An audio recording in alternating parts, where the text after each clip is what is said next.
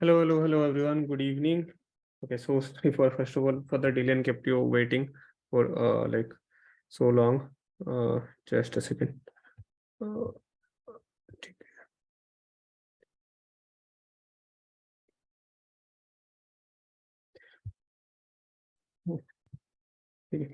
Noida is a very strange place, right? And like it's a very good place. You see flyovers, you see every traffic is flowing and fine until it rains, right?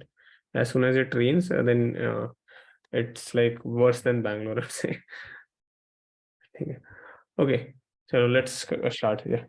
Uh, let's build a news. Yeah. Like it's so good. It's like it's very fine. There is no traffic issues. Just it needs a little bit of rain, and then the flyovers have no drainage at all. You'll see like flyovers clogged and done. That city is like stalled at a place. Uh, with optimized algorithm, no traffic. Yeah. Max Noida, yes, I am here, Max Noida. Yeah. So today, what's like? So today we'll firstly start with array list, right? We'll see all the doubts of 2D arrays. I'll not probably begin with strings, right? Because I feel we need one session complete to this complete array list and 2D arrays, right? First of all, any doubts that's left previously? So like from the ठीक है, we'll class will take for a little late, no issues on that, right? We might go till 12 or like ठीक है, that's fine. uh 2D 2D arrays questions, that's one thing. Like spiral matrix traversal that we'll do. Apart from like 2D arrays, right? Apart from 2D arrays, is there any doubt from the previous parts that's remaining? Because we might not visit that part. From here on we'll see 2D arrays, array list. We later we'll go to strings, we'll see sortings. So we'll do that. Okay, and I also have something to discuss with you all. Okay, so so today I was talking with other instructors. Like we discussed a lot of things, how we can ease out your learning curve, what are the places where you all are facing challenges, how we can help you right there. So we are discussing. We discussed it like for around 1.5 to 2 hours, right? So I just want to take some time of yours. Okay, maybe probably at the end to discuss this with you. Okay, that will help you. Okay, Pascal's triangle. Yeah, this one I gave you hint. I did not solve it. Okay, there might be doubts on this. This we solved. This we solved. This as well we solved. Okay. Let's start over here. Do we need this? We don't need the whiteboard, right? So find a way in array question. Yes, we'll do 2D arrays. We'll do 2D arrays. I'll just need first 30 minutes to complete array list first. Okay. I'll give okay, if you have any questions specific out, we'll do that. So okay, let's complete this. So let's first take use this time to complete array list. It's just like going to be a small discussion. You already know the memory concepts, so it's going to be very easy for me to cover that. Not very difficult. Okay. Yeah. Okay, so from now on, I'll put the dates so that you can also see not just the topic, also the dates. So till now we have put it topic wise. So topic wise, you can figure it the topics out. I just want to put it now from here on. I'll also add the dates. Okay. Okay. So let's first start with array list. Very small topic. I just need 30 minutes to complete it. We don't need too much time to discuss this concept, and questions are also going to be same like array questions. Okay. Move it to the middle. Yeah. Okay. Can I increase the font size as well? No, we can't do that. Okay. So till now, what we know about data structures, right? So we have seen one data structure, which is arrays, right? We have seen one data structure, which is array, which works good, right? And I told you, right, the most fundamental data structure that's there is arrays, right? There is nothing like arrays. And I gave you the constant, right? So for example, because see, when we want some memory, we need to tell how much memory we want. We cannot violate that. So think in terms of like you as a compiler. Okay, you are a machine, you are an operating system. Let's say this work is done by the operating system. Okay, let's say you are the operating system. You are managing this work. So you are given the responsibility of a very large memory. Okay, let's say this is your memory, which is 16 GB, 32 GB, whatever your RAM is. Okay, so let's say you have a 8 GB RAM. Okay, and you are the person who is given a responsibility to manage this memory in the most efficient way. Okay, so if someone asks you memory, you will give them, right? If that process is running, if a code is asking you memory, and if it is not exceeding this, you'll give it the memory. Otherwise, you'll say that this is exceeding the memory limit. I can't give you this much memory, right? This is not even possible. The system doesn't have this. Okay, if something is not being currently used, for example, a variable goes out of scope, a variable goes out of scope, right? Okay, so a variable goes out of scope, or it dies out from any other region, or we free up that memory, right? That in certain ways we can free up that memory as well, right? For example, in C++ it is explicitly allowed. In Java also it is allowed. We can free up this memory, right? We can like just free up a space that is currently being used. So that way we can free up ourselves. But some things the code also handles, some compiler also handles, something operating system handles, and it gives us the most optimized way so that we can run the maximum amount of applications as possible. We can utilize the memory to its best, right? So we don't want like this much of memory is unutilized. Okay, and we are just having so many data in this much amount of memory, and if this exceeds, and we say that the memory is exhaustion, but we have something that is space, something that is remaining, right? Some memory that can be used. Okay, now how all this thing happens, that is none of our concern. That operating system, compiler, they handle. Okay, but what we need to know is that this person, right, let's say we as a person, we can give memory to someone only if they specify the size. I cannot tell that, okay, I have given you memory starting from here, and you can use as much as you want. That is not possible. That is fundamentally not correct, right? Because if, let's say, this person gives me this much memory, currently I'm using, let's say, 4 byte of it. I can extend it to like voice breaking.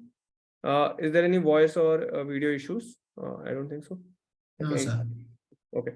Okay, please refresh once if anyone is facing this. Okay, so let's say right now we are using 4 bytes. We might use it like 40 bytes, or we might use 400 bytes, or we might even use 400 MB.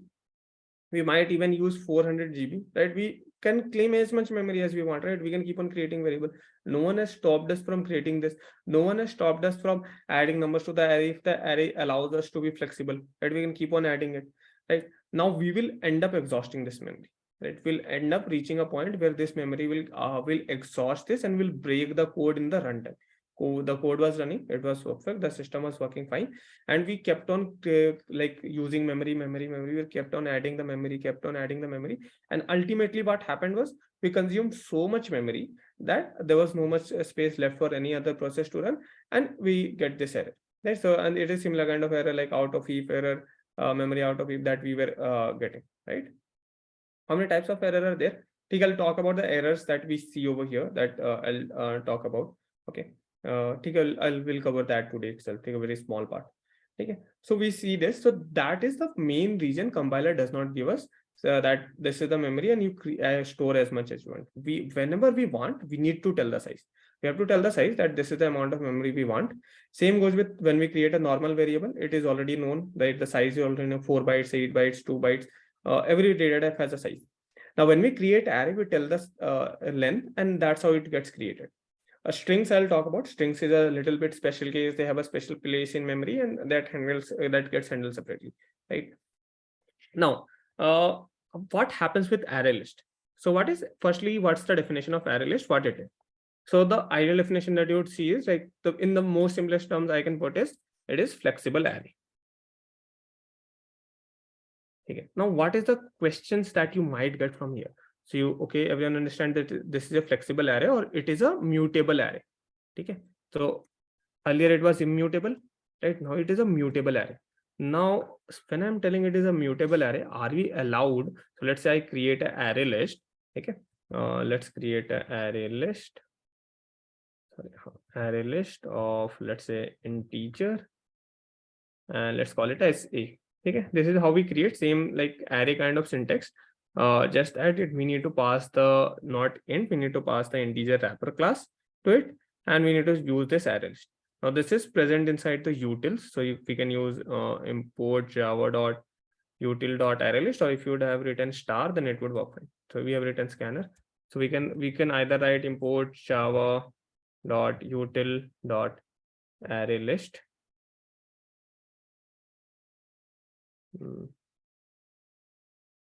Okay, or you can write import java.util.star, or that would work fine. Okay, acha. Now, okay, so this is one statement that you need to write, or if you have already in like in Accio compiler, we have already added import java.util.star, so you don't need to write anything. Okay, so you don't even need to write scanner or array list separately. If you have written star, that works fine for everything. Okay. Now, what is this integer and how does it differ from int? Okay, we understand this is just a different way of writing it. Now, why can't we write int and why do we need to write integer? What is the difference between this int and this is this integer? Okay, so let me write it over here. So int and integer. Okay, so we have earlier used integer as well in one of the places where I wrote integer dot max value. Remember this? Integer dot max value, min value, something like this I wrote. Yes. So what is int? Int is a data type. Int is just a data type, and you can just create a variable out of it. So for example, you can create an int variable, and let's say you just create an int variable, this. Okay, this is just a variable which points to a value. You don't have any additional thing that you can do on this variable. So for example, you don't if you want to get what is the maximum value this variable can store, you don't know. What is the smallest value this value can store? All those additional information. If there is any additional information, if there is anything that you want to store along with this variable, you can't do. This variable is just capable of storing one single value. Now, what is this integer? Integer is like a you can think of like int with additional functionalities for now. Okay, if you know a little bit about class objects, so integer is just a class. Okay, we call this as a wrapper class of int. Okay, you'll understand about what wrapper class is much more detail in case of when we learn about OOPS concept. For now, you can just know it is a class. Okay, which or you can think a variable of this type, or like you can think it is like it gives a lot of information about integer, gives a lot of information about integer, about int. Okay, like the largest value it can store, smallest value it can store. It also has some additional functions that you might need to use, right? So all those things. Okay, so for now this is like the amount of idea I can give. Data type with some additional features. Okay, works. So int is just a data type. Integer is like the representation of that data type with additional features, right? So here I'm passing that this is the type of which I want to create this variable, which is integer, and this is like going to be also passes the information like what's if this array list wants to know what's the largest value you want to store in this, what's the smallest value you might be storing in this, right? What is the additional anything like what can be, let's say, whether this can be positive, this can be just negative, any additional information, right? That things it can it will get. Okay, okay, now we don't need to pass it any size. Okay, this is it. Now we are not specifying any size. We can specify some size over here, but we necessarily don't need to specify any size to this array list. Okay, so now what happens? How does it work in actual scenario? Now I am self-contradicting, right? I told right now if I want some space, right? When I drew this diagram, I told that this person would ask me that how much amount of space you need, right? Then only it will give me the space. Till now we are following this.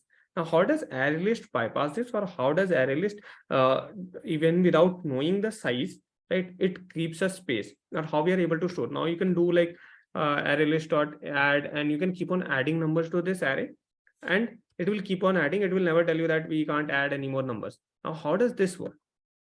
Okay, so under the hood, array list is simply an array. Okay, so array list is simply an array. It follows this, and listen to this very carefully. You'll understand very simple concept. You'll understand it very easily. Very often asked in interviews, you'll get a direct question: how does array list work? Okay, simple question, as simple as that. How does array list work, or how does vector in C++ work, or any like extension of arrays work? Okay, which is flexible, right? Any kind of flexible array, if you want to create, how will you create it? If I give you just simple array, sometimes like interviewers tweak this question and they ask you, they know that students have prepared array list vector. They don't ask you directly, they'll ask you, if I give you like if you are given just array, you need to just use array. You have to create a flexible array if user wants to keep on giving the input, you need to keep on taking the input. right? You cannot tell the user that array is exhausted, or you cannot give the index out of bound error to the user. You just need to keep on taking input, and you just need to keep on storing that into the array. Okay. How will you implement this? And this array list has implemented it actually in the most optimal way. What it does is, whenever you create this, okay, it simply creates an array. Okay, simple array, the array we know till now, right? It is just that array. Now, what is the size of this array? So it has a default size. In case of Java, it is 10. The size is 10. Okay.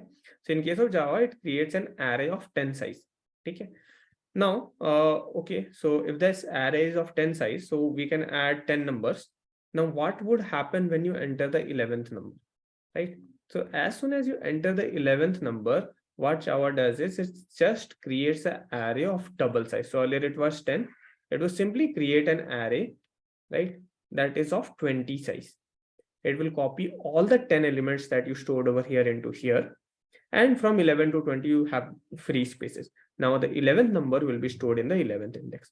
So from these values will be stored in the first 10 index, and the 11th index will have the 11th value that you just want to store. Now, what would happen if you so this is again 20 size. So you would sometime need to store the 21st element. So what would happen if you try to store the 21st element? So it would again create another array, which is double of this size. So it was 20. So it would create an array of 40 size. Now it would copy all the elements that's there in this array, okay, to here, to the first 20 location, and the 21st element would go to the 21st index. Okay.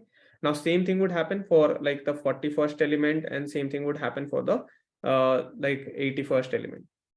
So it would go from 10 to 20 to 40 to 80, right, to 160 to 320, right, and so on.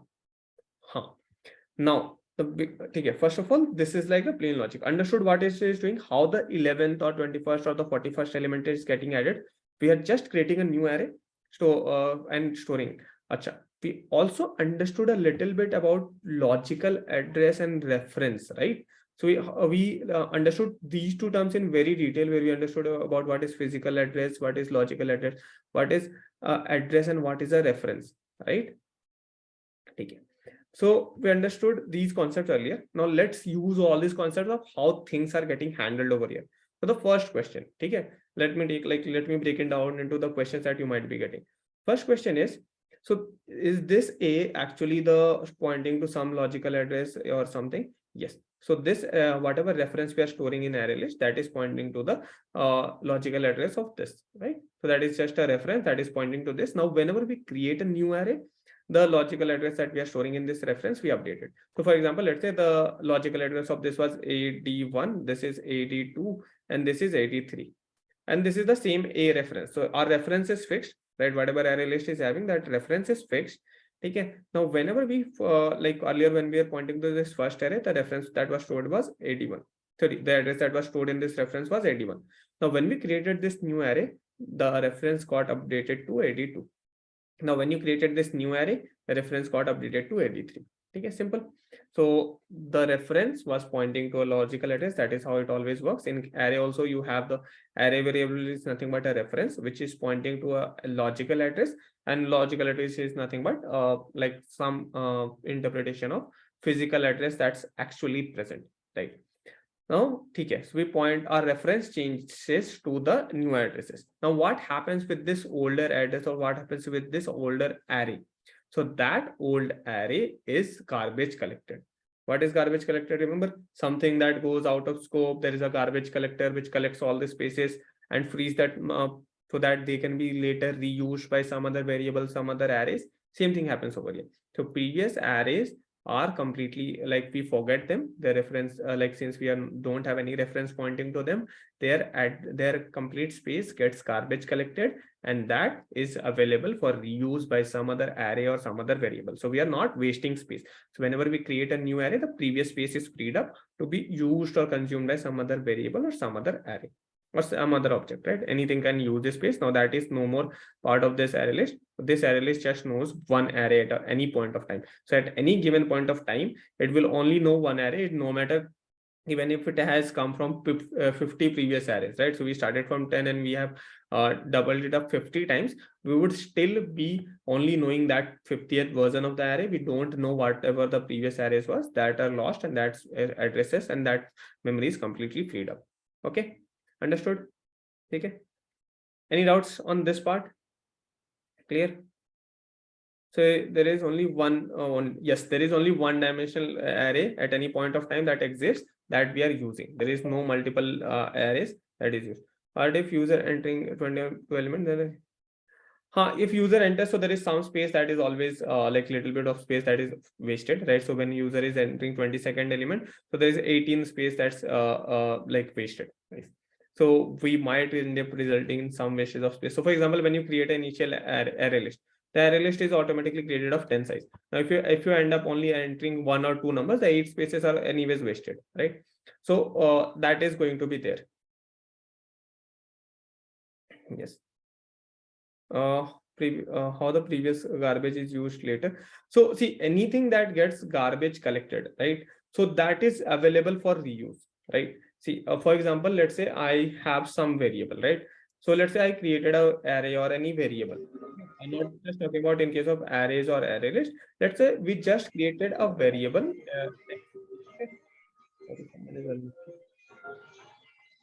Yeah. So let's say we just created a variable X, and then we created a variable Y. And these two variable were like out in a loop, and this loop ends. Whenever this loop ends, these two variable goes out of scope. The garbage collector looks, okay, these two variables have gone out of scope. Let me mark this space as free. Okay. Now, see, in actual memory, there is it is lot more complicated. Okay, I'll give you idea about how it is happening, and you need to know this because this is like something which is fundamental of programming. Okay. So see, let's say this is a memory chart. Okay, this is how your memory chart looks like. We created one variable over here. Then we had, let's say the compiler was allocating something adjacent to each other. So we got the next variable over here. Then we got the next variable over here. Now let's say this variable went out of scope. The second variable.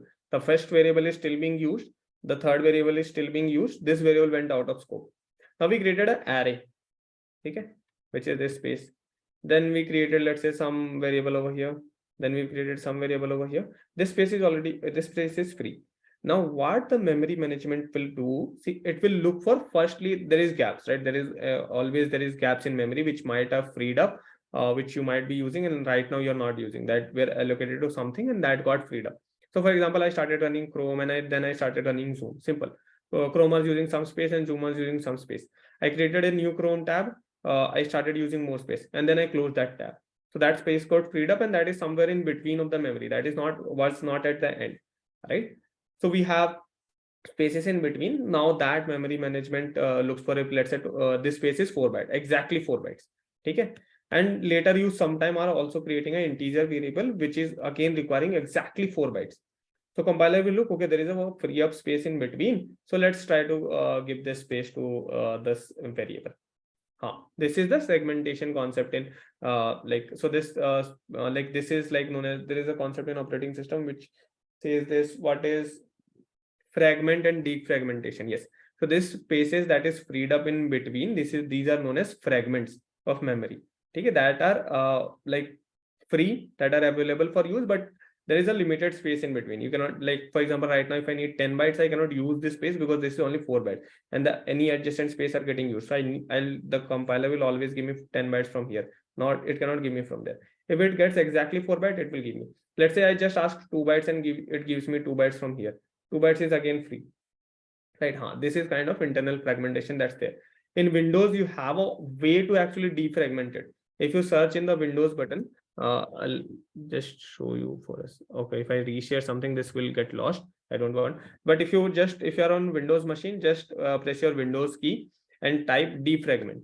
Okay, you'll see a option of defragment and optimize drives. That is disk defragmentation. And this is what exactly your disk defragmentation does.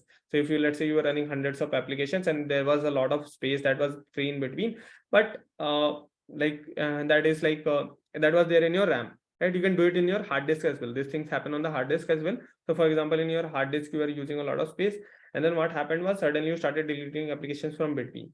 Now that space is, let's say, this is 100 MB over here, 100 MB is lying over here, 200 MB is lying over here.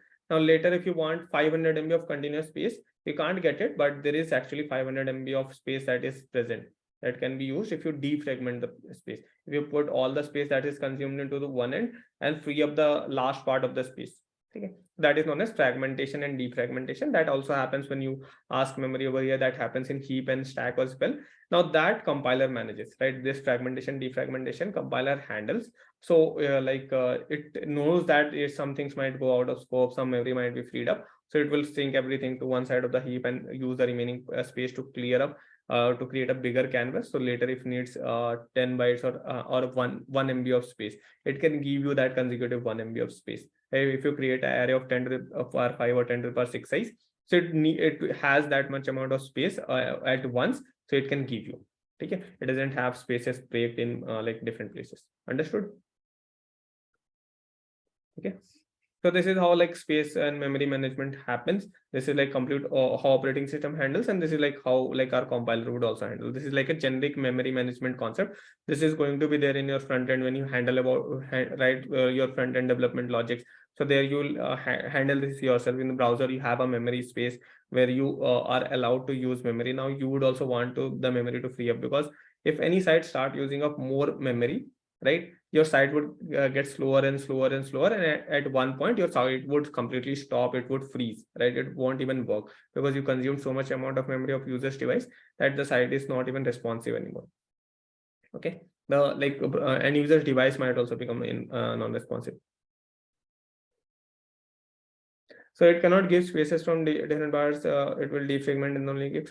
So it depends, right? So for example, if I want, if I'm creating variables, right? If let's say I'm just creating variables of different data types, right? 4 bytes, 2 bytes I need, and there was a space free of 4 bytes over here. So it will give me 4 bytes. It doesn't need to defragment at that point of time to give me this 4 bytes. It can give it. But let's say I have like smaller parts, 100 bytes over here, 100, 200 bytes, 200 bytes over here, and I don't have 500 consecutive bytes at any point. Okay, I don't have 500 consecutive bytes, and I want to create an array which will consume 500 bytes. Okay, I want to create an array which will consume 500 bytes. Now there is no way compiler can give me this 500 bytes, because array space always needs to be continuous. Array cannot be spread over in different places. It has to be continuous. Otherwise, we can't access array elements in O1 time, right? So this operation will not take O1 then if a compiler starts giving us spaces at different places.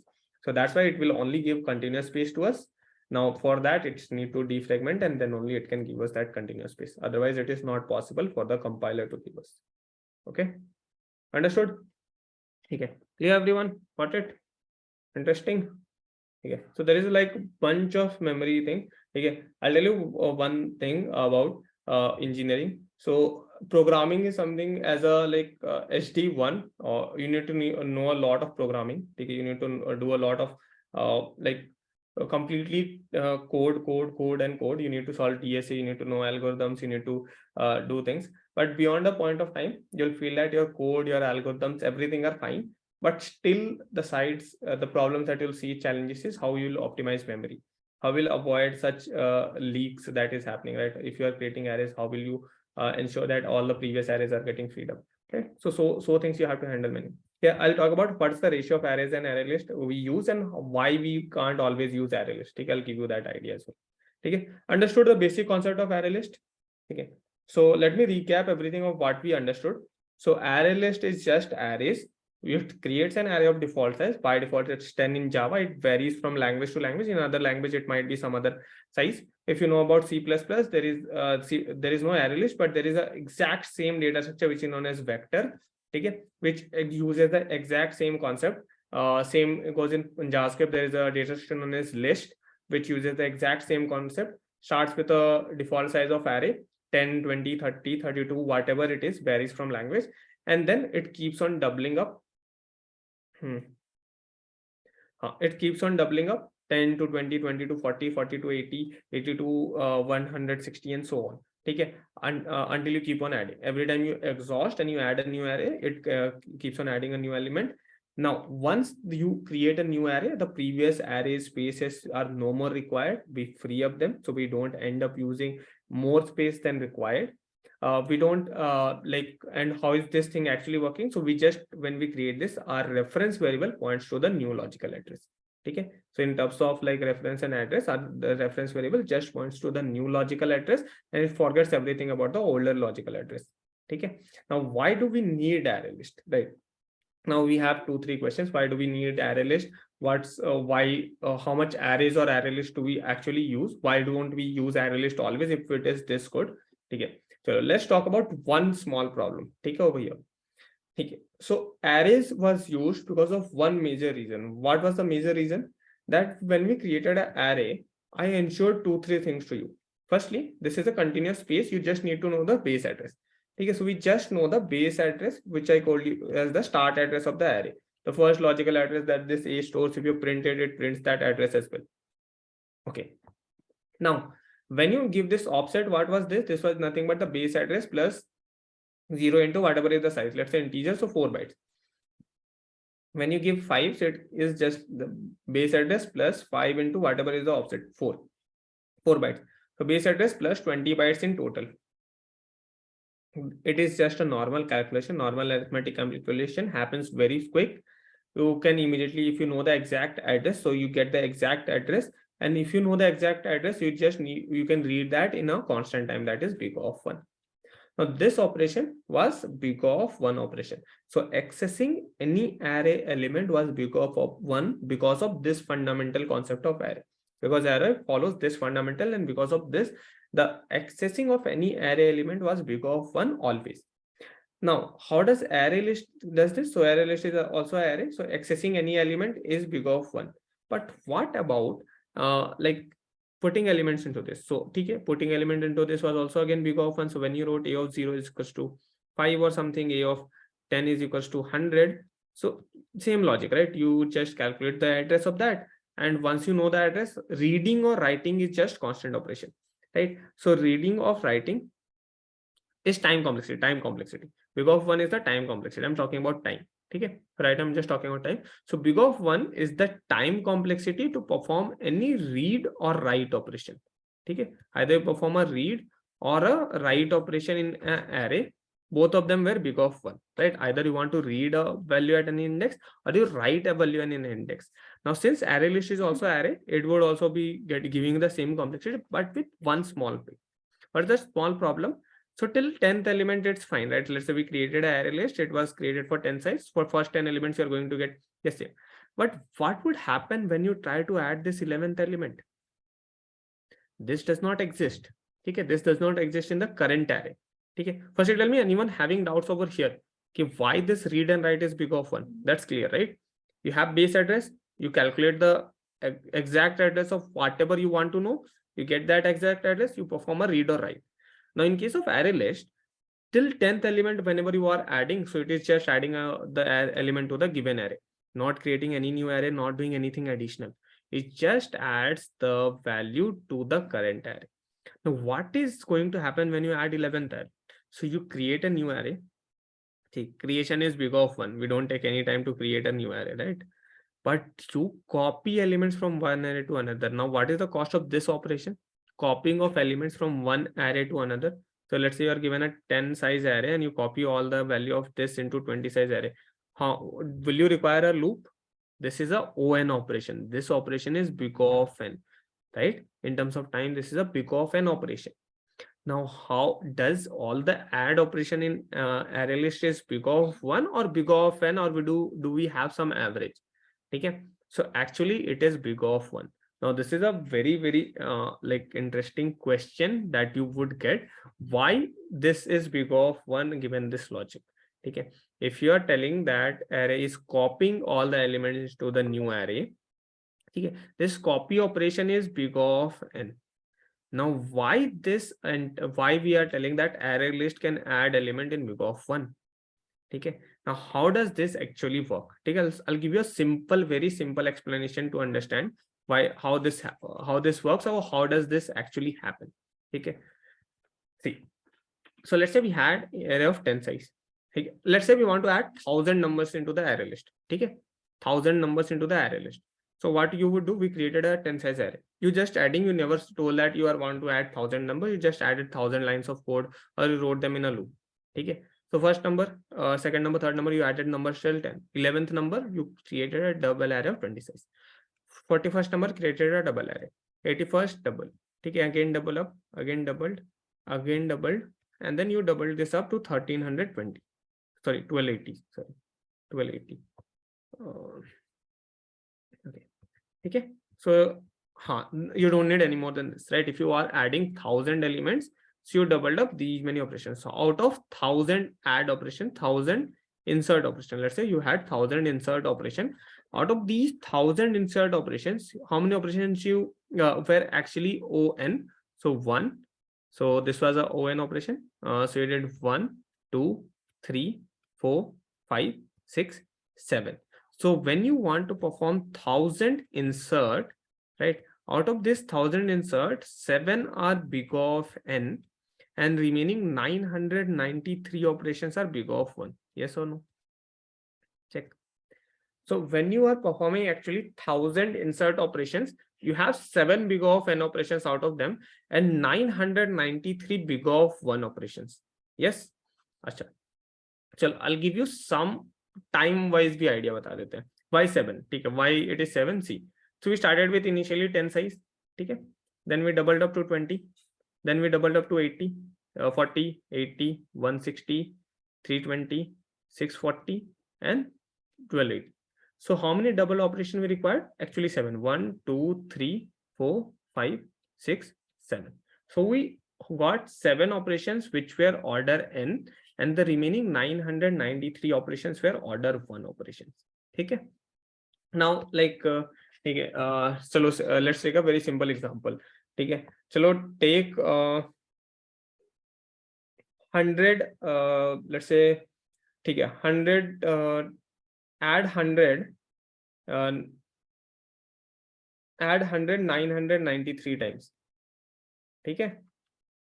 100 like you have 100 993 times, and you have let's say sorry,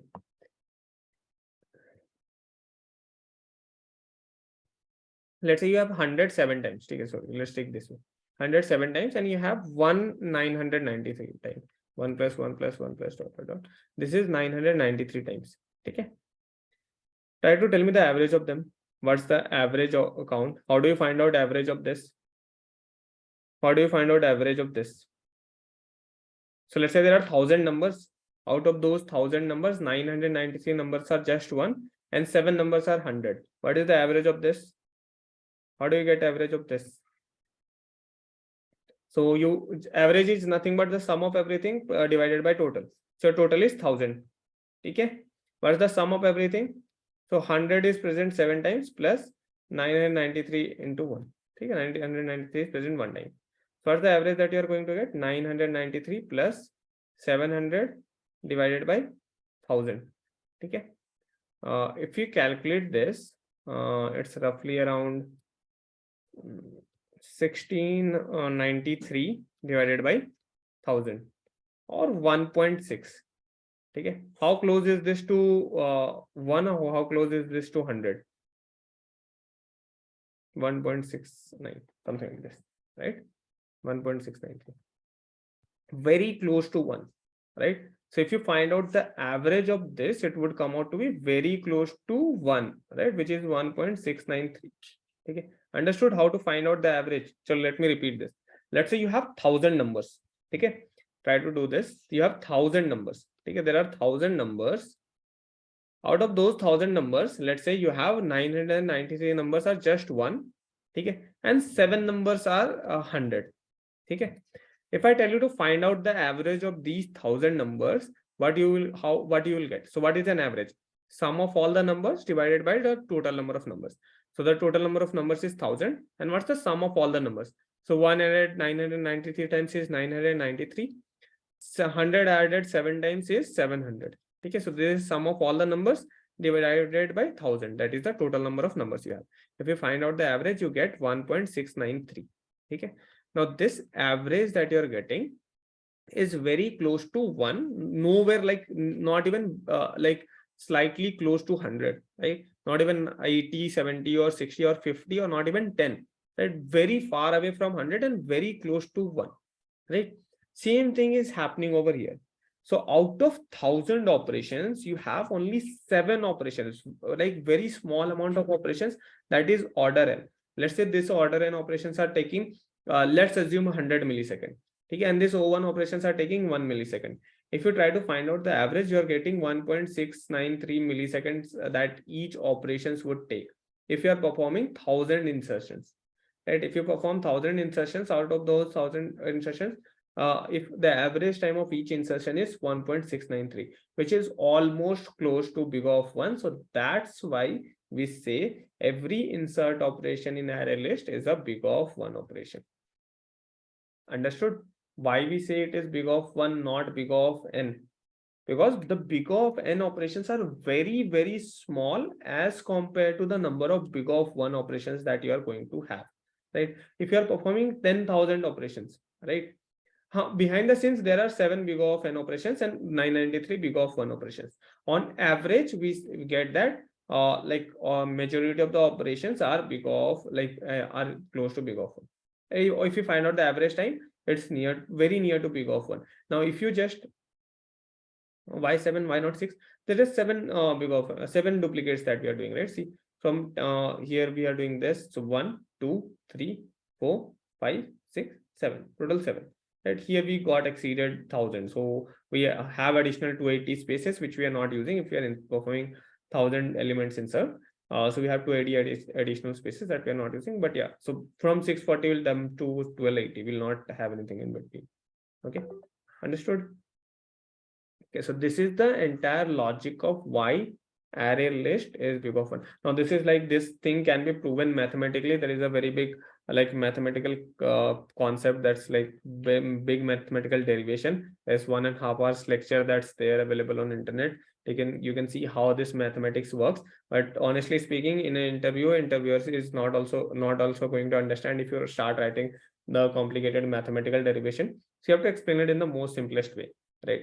So this is how you can even explain it in an interview, that if you have so many insert operation out of 1,000, only 7 operations are big of n and 993 are big of 1.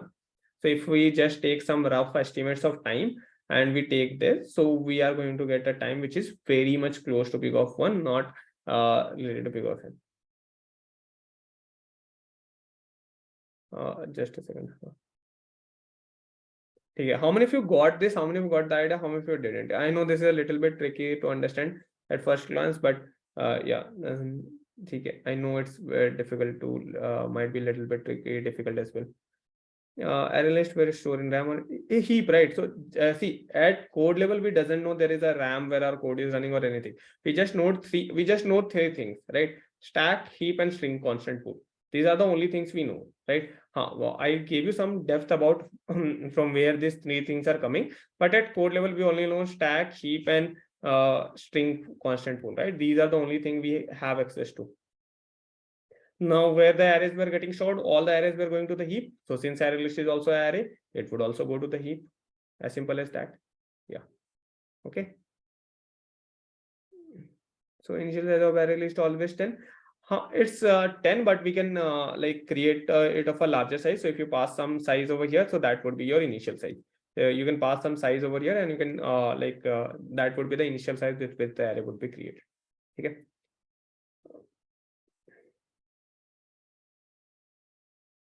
So if you, let's say, have one of n and 20 of 1 operations, okay? When you are performing let's say 21st element, so you just added 21 elements.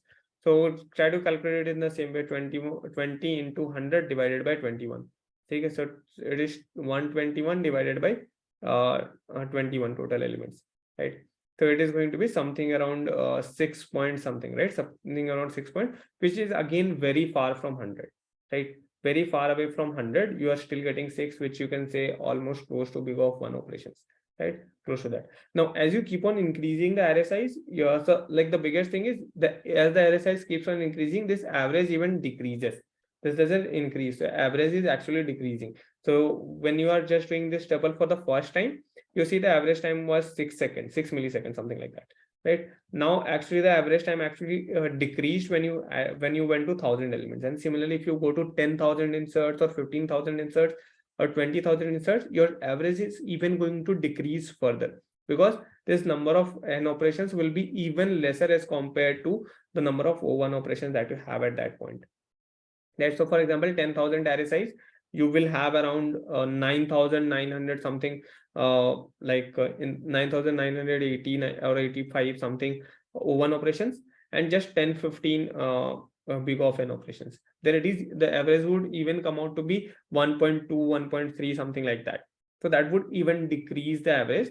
Now this is like the most interesting part of it, that the first time you're increasing the size, you're seeing a better complexity, right? Okay. What happened? Yeah. When we create an array list and we insert the first 10 elements, then when the 11th element is inserted, then what are the default values stored in the rest of the array? Zero. Its default is 0. Okay. Okay. So if you try to, so it also doesn't even allow us to access that. So we'll test all these scenarios. What would happen if we access it? Okay. So let me explain this a little bit 1 second here for those who are a little bit confused. Okay. So firstly, tell me everyone understood this one, right? This part, key array list is nothing but array which just doubles up every time we exceed it, right? Every time we exceed, it just will double up itself. Okay. So let's say I am living in a room, and let's say tomorrow you all three of you tell that, sir, we want to stay 1 day with you. So what I'll do is I'll not create 3 more rooms. I'll just increase the size of my room by breaking more walls and adding the additional rooms that's adjacent to me. Okay. Let's say the after tomorrow, 3 of you also say, sir, we would also like want to stay. So we'll again break 3 more walls and we'll increase the room size. That's what is happening over here.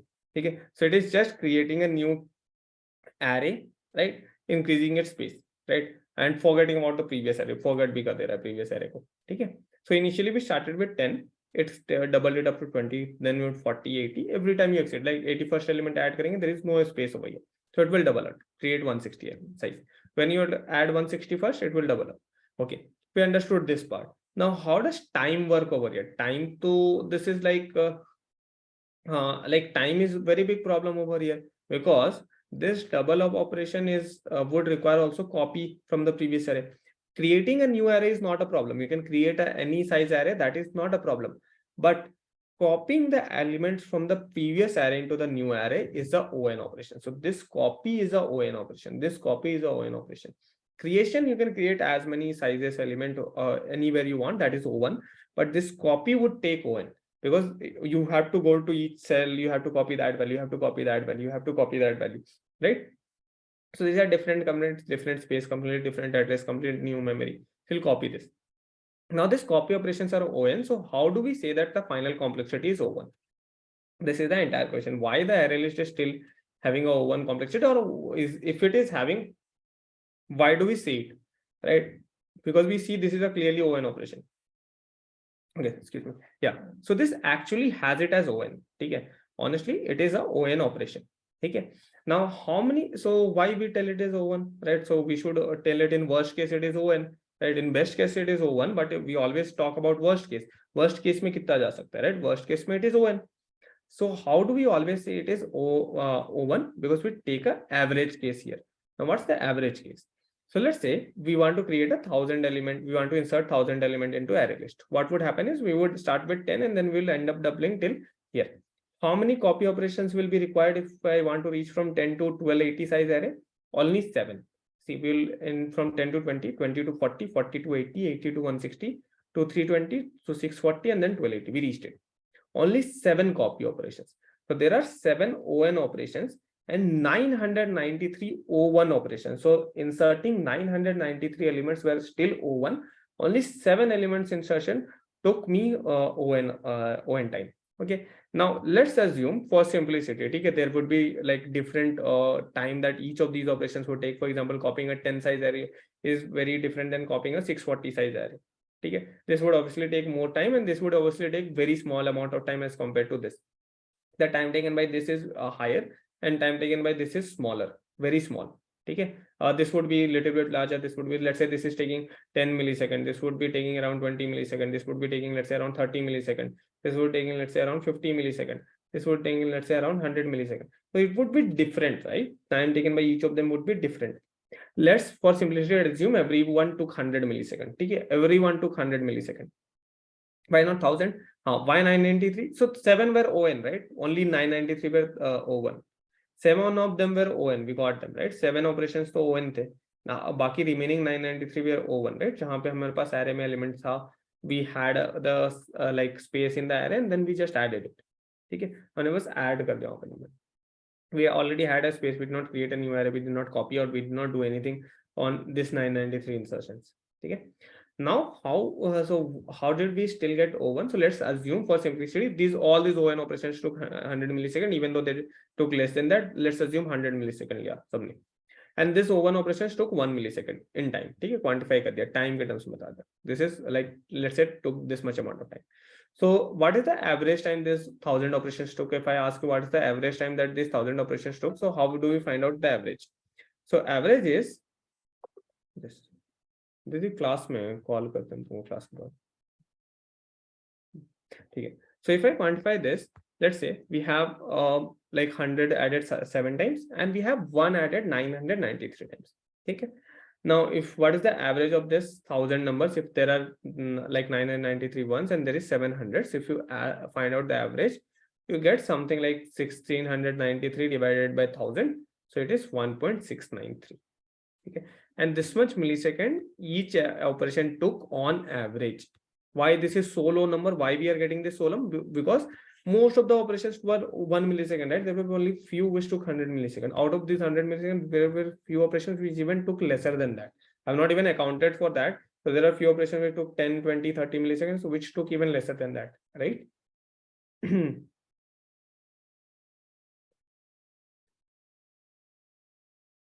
So if you add, okay, so if you start adding more elements from 1000, so let the 1000 first element will get added. You already have space in this array, so it doesn't need to create a new copy until you reach 1280 elements, right? If you add 1100 elements, it would add it into this current array itself. You don't need to create a new array. When you add till 200 as well, it will add it into the new array. When you add till 1280 elements, it will add it into the current array. It doesn't need to create any new array. When you will add 1280 first element, it will create a new array at that point of time. Okay? Because then this array is also exhausted and it needs a new array, so it will then double up. Understood? थोड़ा समझ आया कि क्या हो रहा है? How does it handle this? So this is the average time. ठीक है, this is the average time that it is taking, and we are finding that okay, if this is the time that it takes, this is the average that we are going to get. Okay, चलो एक बार हिंदी में बता दे. Let me summarise once in Hindi. देखो ऐसा यहाँ पे क्या हो रहा है कि बेसिकली एरे को हम डबल करते हैं हर बार. ठीक है, हर बार हमने एरे को डबल करते हैं जब भी एरे में हम नया एलिमेंट ऐड करने वाले होते हैं और एरे में जगह नहीं है, एरे में स्पेस नहीं है. हम एरे को एक डबल साइज का एरे क्रिएट करते हैं, कॉपी करते हैं सारे पुराने वाले एलिमेंट्स, नया एरे बन गया. पुराना एरे जैसे था वैसे बन गया, बस इसमें डिफरेंस क्या है, एडिशनल स्पेस आ गया जो फ्री है, उसमें एरे एलिमेंट्स ऐड करो. हम वो स्पेस फ्री हम वहाँ पे ऐड कर सकते हैं, राइट. तो हमारे पास 40 था, हमने 80 कर दिया, 40 एलिमेंट्स को कॉपी कर दिया प्रीवियस एरे से, रिमेनिंग 40 स्पेस एम्प्टी है, वहां पे नए एलिमेंट्स ऐड करेंगे. 41st 42nd 45th 50th 60th सारे एलिमेंट्स ऐड हो जाएंगे. ठीक है, अब बट ये कॉपी ऑपरेशन तो ऑर्डर है ना, ये तो ऑर्डर 1 ऑपरेशन है नहीं. तो क्या हम ऐसे बोलेंगे 41st एलिमेंट का एडिशन ON है, बाकी सारे एलिमेंट्स का एडिशन O1 है? नहीं, ऐसे नहीं बोलेंगे. हम एवरेज फाइंड आउट करेंगे कि एवरेज टाइम क्या लेगा सारे एलिमेंट का एडिशन पे. तो हमने बोला कि मान लो हमें 1000 एलिमेंट्स ऐड करने. अब 1000 एलिमेंट्स ऐड करने के लिए हमें कितने बार एरे को डबल करना पड़ेगा, कितने बार कॉपी करना पड़ेगा, ये कॉपी वाले ऑपरेशंस होंगे कितने बार एक्चुअली में. तो हमने जब चेक करा तो हमें बस पता चल रहा है 7 ऐसे ऑपरेशन आएंगे जो कॉपी करने पड़ेंगे. बाकी 993 ऑपरेशंस में तो कॉपी की जरूरत ही नहीं है, एरे में ऑलरेडी स्पेस है, हम बस एलिमेंट ऐड करते जाएंगे. एरे को किसी भी नए एरे में कॉपी नहीं करना है, कोई नया एरे क्रिएट नहीं करना, कुछ भी नहीं करना. अब जब मान लो 1000 के बाद भी अगर मैं 1001 एलिमेंट ऐड करता हूँ तो एरे में ऑलरेडी स्पेस है, मुझे नहीं नया एरे क्रिएट करना, मैं सेम एरे में ऐड करूंगा नंबर, राइट. मुझे नया एरे नहीं बनाना. तो अगर हम 1000 एलिमेंट के लिए कैलकुलेट करें, रफ एस्टिमेट लेते हैं चलो टाइम का और इसका, तो हमें पता चल रहा है 7 ON ऑपरेशन होंगे, 993 O1. इसमें से कुछ ON ऑपरेशन कम टाइम भी लेंगे, जैसे मान लो 10 से 20 साइज का एरे क्रिएट करने के लिए 10 एलिमेंट कॉपी करने हैं, 10 मिलीसेकंड में ले सकता है, 10 ही कॉपी है. यहाँ पे 640 से 1280 क्रिएट करने में 640 एलिमेंट्स कॉपी करने हैं, तो लूप 640 टाइम्स चलेगा, वहां लूप 10 टाइम्स चलेगा, तो वो ऑब्वियसली फास्ट होगा बहुत ज्यादा इससे. ठीक है, तो मान लो यहाँ पे 100 ले रहा है, और हम ओवरऑल मान लेते हैं कि चलो सब ऑपरेशन 100 मिली सेकेंड ले रहे हैं, ठीक है, सारे ऑपरेशन 100 ले लिए, ठीक है, इवन दो कम ले रहे थे, अब 100 लेके भी अगर कैलकुलेट करते हैं कि एवरेज टाइम क्या आएगा 1000 ऑपरेशंस के लिए, तो भी हमें एवरेज टाइम मिल रहा है 16 लाइक 1.693, जो कि बहुत क्लोज है 1 मिली सेकेंड के। अब 100 मिली सेकेंड से तो बहुत ही दूर है, राइट, बहुत दूर है। और जितने ज्यादा ऑपरेशंस और हम एडिशन करेंगे ना, ये टाइम और कमता जाएगा, ठीक है, हमें और कम एवरेज टाइम हमारा और बेटर मिलेगा, ठीक है, 1.2 1.3 तक चला जाएगा, 1.4 चला जाएगा। क्यों? क्योंकि हमारे पास ओवन ऑपरेशन बहुत ज्यादा बढ़ेंगे, ओवन ऑपरेशन और कम रहेंगे, राइट, 10-12 ओवन ऑपरेशन होंगे जब हम 10,000 15,000 एरे साइज क्रिएट करेंगे। तो हम इसलिए बोलते हैं इन जनरल ये ओवन है, ठीक है, कुछ ऑपरेशन ओवन है under under the hood, like कुछ ऑपरेशन ओवन लेते हैं, बट हमारे पास 99% ऑपरेशन ओवन में ही चल रहे हैं, तो हम तो 99% ऑपरेशन के हिसाब से बता देते हैं कि ओवन कॉम्प्लेक्सिटी है ईच एड ऑपरेशन। ओके, समझ आया? And this is like the entire fundamental of a data structure like array list, कि कैसे वर्क करता है। तो अब समझ आया क्यों मैं बोल रहा था, why I was saying that there is nothing different than array in memory. In memory it is array, in memory everything is array. When you learn about hash map, that is also in memory a array, ठीक है, when you learn about like stack queue in memory also, that is also an array, ठीक है। So in memory everything will like everything is array, it's just that how we see it, हम कैसे देख रहे हैं, ठीक है। We are just putting a different spec key, we are thinking it is array list, we are thinking it is stack, we are thinking it is queue, we are thinking it is hash map, but everything is array, ठीक है, in memory। okay, ठीक है। Hello, sir. Yes, One thing I want to ask, sir. Can we initialize the array list size? yes, we can do that. So we can actually pass the default size over here. So if you have, let's say we know that our array list will have at least 200 elements, okay, it might exceed, so that's fine, but we will have at least 200 elements, so we can create it of initial size 200, that we can pass over here. Okay, so if we don't pass, Java But has sir, no. But sir, if we then insert 201 element, It will double then up. the array list size is 400. Yes, 400, it will double up. Okay. Like I might know, I'm sure it, like I'm thinking it should double up, okay, there might be some optimization that it might have made up, or it would double up it to 320, but ideally it doubles up, right, it doesn't follow any other logic. In C++, like for example, the logic is very simple, whatever is the current size, if you exceed, it simply doubles up. But there might be some optimization, let's say it would check, okay, if we would have started with 10, so we would have doubled up to 320, here we are doubling up to 400, so it might take 320 or 400, but yeah, same double up kind of logic it will use. Okay, go to very last end, not just 201 or 202, it will go to like 400 or 350. There would be a significant jump in size, because if you add 5 or 10 numbers, it should not get 10 or 15 consecutive ON operations. Okay, Okay. If we don't pass the size, by default it is 10. Yes. So let's see this. Now let's see this in action, how it works. How does it differ, right? So does it vary too much? No, not at all. So what's the function? Okay, so let me show you. Let's open this. I'll share this list with you.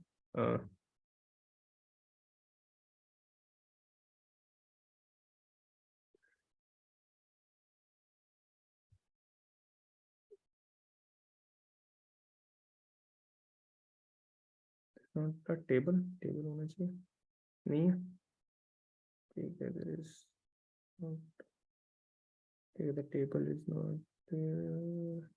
There is a table over here, that should, ठीक है, there is no table. चलो, we'll go through this then one by one.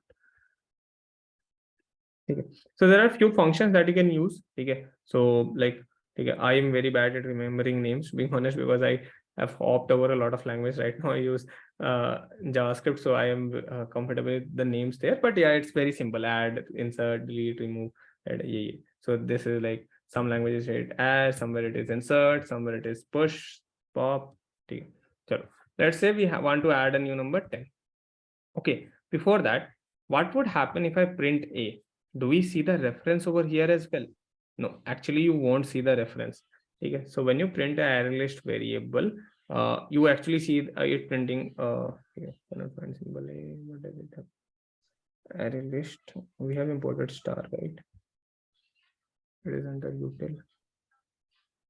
Util dot array list is there. Just a second. Support util dot star. This should be fine.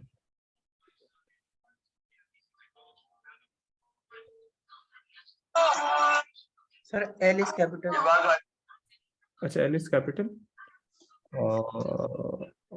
Yeah, L is capital. Sorry. ठीक है, I missed out that. ठीक है. Because this is fine.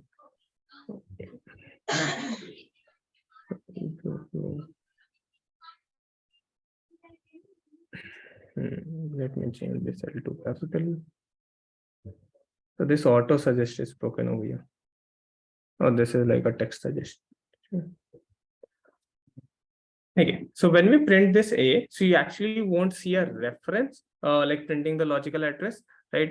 You don't see that. In case of here, you see the actual array. Okay, this is how it little bit differs from array. So when you print the array, you since that is like something which is more fundamental, it even shows you the logical address that it is storing, right? Here it doesn't show you the logical address. When you print it, it actually prints the array, right? If your array has values, it will print that array in form of square bracket and then comma separated values. Okay, or if you add multiple elements, let's say 10, 20, something like that, so it will add him to the end of the array, right? Keep on adding them. So this is add index 0, index 1. How do we access them? So you can use this get function. So for example, if you use get of 0, it will tell me 10. Okay, if we use get of 1, it will tell me 20. Or if we use get of 2, which does not exist right now, we have 0, 1, and we are trying to use get of 2, which does not exist. So it will give me the same exception that we used to get index out of bound. See, here there is one catch. See, we already knew that the size of array is 10. It has by default created in array size 10. It doesn't give you 0 like you were getting in case of array. So when you had the array, you were accessing a value that you have not put in the array, it was giving you 0. But in the case of array list, it doesn't allow you to access those array because it wants that logic to be completely hidden. Okay, from us, it doesn't want us to know that logic, or it doesn't want us to even do this. If you put that default size over here, for example, let's say we put the default size is 20, we run this, and now if you try to access this, okay, we see the same thing. Here also it's the same thing. It even though you put it 20, 30, whatever, it doesn't allow you to access anything that you have not put. Okay, even though that array exists out of like array exists in the memory, if you try to access those index, it will fail. Okay, you will see index out of bound because it doesn't allow it. How to get address? We can't get it, right? It is like implemented internally, so we don't have access to that logical address. Do we need to check space complexity? So space wise it is fixed, right? Space is on, right? The number of elements we are storing, that is the space, right? So we always take, so in complexity we have like on, we call it in terms of O of n, right? So the number of elements we are storing in A, that is the space. So on space.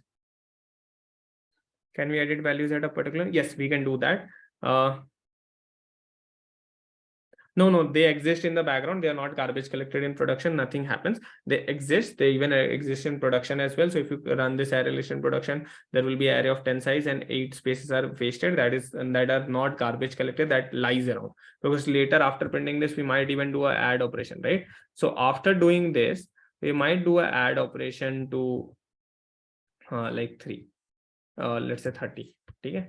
Now, if I do this, let's do this simply. So see, so according to Java, the array over here had only 2 values. Array over here has 3 values. Okay. Array till here had 2 values. The array till here has 3 values. Now, if you try to do A of 3 over here, you would still get an error. Sorry, A of 2 over here, you would still get an error because that index is not, you have not put the value over here, right? But you have put that value over here. So if you try to do the same operation over here, you won't get an error. Okay. So it allows you to access that address if you put the value. If you don't put any value till there, it will give you error on those index if you try to access it. Okay. Understood? how collections class into this.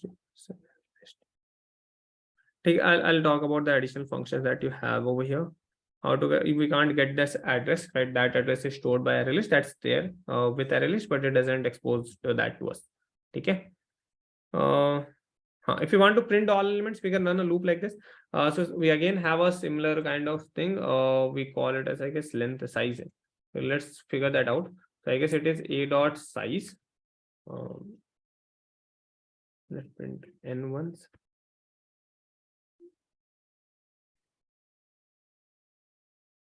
Okay, see, it's the size. So for example, here, see here, what is the size? It is telling the size is 0, right? Now if I move it over here, it would tell me the size is 2. Why? Because we added 2 numbers and now the size has actually become 2. So the size here is varying depending on how many numbers you have added to the array list. It will tell you that. Okay. In case of array, we had length and that used to be fixed, right? That length doesn't used to vary no matter if you have put values in the array or you have not put values. But here, this size function, this size that is going to return you the number of elements you have, would vary depending on where you have called it. If you have added the elements after it, the size would vary after that. So if you call this over here, you see the output is 2.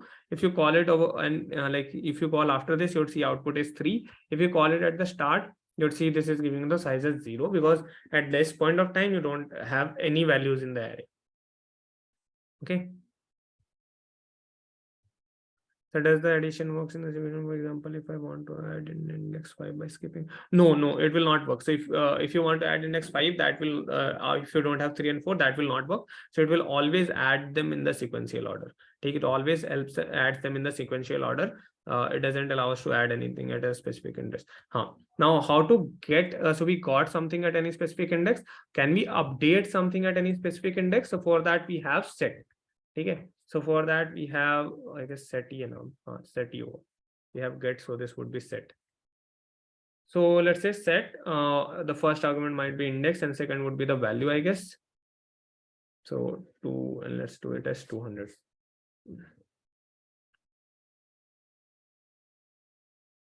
And this a of 0. If I run this,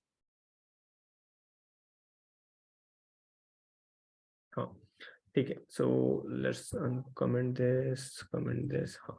So see, what we are doing over here is we are trying to set the value at the index 0 to 200. Okay, so when I do this set operation, what is this set giving us a return value? What is the return value that we are seeing? So this set is giving us the return as the old value that it updated. So it is giving us that 10 was the old value in case we need it, right? In case we don't want it, we can just write this a.set. We don't need to write it inside a println. We can write it outside, right? So, and it will update it. In case you want that old value while updating, you can you store it in a variable or print that, right? So that also you can do. So it is telling this is the old value. Now, if you try to do a get operation over here, it will tell you this. Now, can we actually do a set operation on an index that does not exist? So for example, if we try to do a set operation on an index 5, that is non-existent. This does not exist. If we try to do this, will it work? No. See, index out of bounds, index out of bound doesn't exist. We have not put any values into this and we are trying to perform a set operation. So set will only happen on those index, those which is present. If that index is not present, it will not perform a set operation. It will give you index out of bounds. Okay. So similarly, for simplicity, if you you can know how it working in the back of your mind, you you need to know it correctly. But for simplicity, you can assume that it is a flexible array like this. Okay, this is for simplicity of your assumption, right? The concept doesn't change, right? The concept of how it is storing, how the memory is handling, that doesn't change. If for simplicity, you can assume that this is when you do this, this is an empty array. When you add element, it becomes this. When you add 20, it becomes this. If you at this point, if you try to access, let's say this has become this. Now, if you try to access a of 5, a dot get 5, will it exist? No, this doesn't exist, so it gives you error. If you try to do a dot set 5, does the index 5 exist? No, so it will give you error. Okay. Now if you so this is error, right? But if you try to access any a of get 0, a of get 1, that exists. So you won't get error for a of get 0, get 1. This is not error because that exists, right? Now, if you add more elements, you can do get more. And if you like perform any get or set on any index that does not exist, you'll see errors. And keep on adding elements. The add operation always adds it to the end of the array. It always keeps on adding the element to the end of the array. Understood? So in behind the scene or replaying the value does not create a new array with the replace. No, it doesn't. So replacement is always allowed, right? In array also we were allowed to replace value, right? We could have, we always, so this replace operation doesn't require to create a new array. So if you do a of 0 is equals to 100 and later you feel that I want to change this value a of 0 to 200. This was updating it in the same array, right? In the same array, you can update the value. That was allowed earlier as well. And that is allowed right now as well. Right now we are doing it by the set operation. Earlier it was directly allowed by doing this. Right? Clear? Okay. So this is get, set, add. What else do you need? So create, read, update, and finally delete. Okay. So for any data structure, right? So there can be a lot of functions. All the others can be implemented. You just need to know this. Okay. How can you perform these four operations? So I say like this is like very famous term in databases. So it is read as create, read, update, delete. How do you perform a CRUD operation on any data structure? For any given data structure, you just need to know these four. Okay. If you know these four, all the other operations you can implement yourselves. And whatever the time complexity the internal logic of is giving, for example, let's say array list as a function to for example, reverse the array. You can write a logic which will give you the reverse in the exact time complexity that internal function is doing. Okay, because you like you can, if you write the optimal code, it will give you the same complexity. Okay, so see, so right now what we know, create, what is create? Adding new elements, right? So we know adding new elements, we know how to add it. What is read? If there is any value that is already added to the array, can we read that value? Yes, we know, we can use get function for that. Can we update any existing value? Yes, we can update any existing value. For that we have setter. Setter can be used to update any existing value. Now finally delete, right? If we are asked to delete any element from the end, are we allowed to do it? Yes, we are actually allowed to do it. I guess it is remove, if I'm not wrong over here. So add we saw, get we saw, set we saw, it is remove. Okay. And clear is to clear out the entire size we have, we already know. Okay, so it is remove. If you just call a dot remove, and if you don't pass it, will it remove from the end? It needs an argument. So let's pass it. You need to pass actually, yes, size. Now depending on the, okay, let's talk about this remove operation. This is interesting. Okay, so let's say, okay, so now it is removing this element. So if you now print this array, so let me do it. Let's just comment these two things out and just print a array over here and a array over here. Okay, okay, sorry.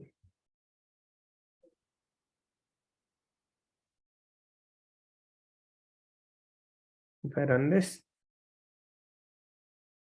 see here it is 30 and then I removed it and it became like that 30 got removed, right? I removed it from the end. This is how you remove from that. So your size is going to give you the length and the last index is size minus 1. Same goes as array, right? So array's length is, let's say, n. So the index of the last element is n minus 1, right? Same thing, same rule follows over here as well. Okay. Acha. Now let's say we don't have a remove operation, you don't know, right? If I give you this same operation in array to implement. First question, does remove require to create a new array? No, right? Actually it doesn't. Okay. In case of like it is storing it in some way, right? Let's say it already knows, right? It can simply so for example, let's say this is your array. It always just told you the size, whatever what the size was returning you. So let's say you have added 2 values. Taken your array size, 3 values. Your array size can be something large, right? Your array size is something large, but your size is always telling you 3 because you have 3 values. Now, what is remove doing? Let's say, what is this? This is removing from n minus 1, which is the last element. Now, how would remove work? let's say it had some random values which it has stored, right? Which tells it that this is an empty cell, user has not put any value. Ideally it is stored as null, or in case of normal arrays we have even zeros. So normal arrays are initialized with zeros.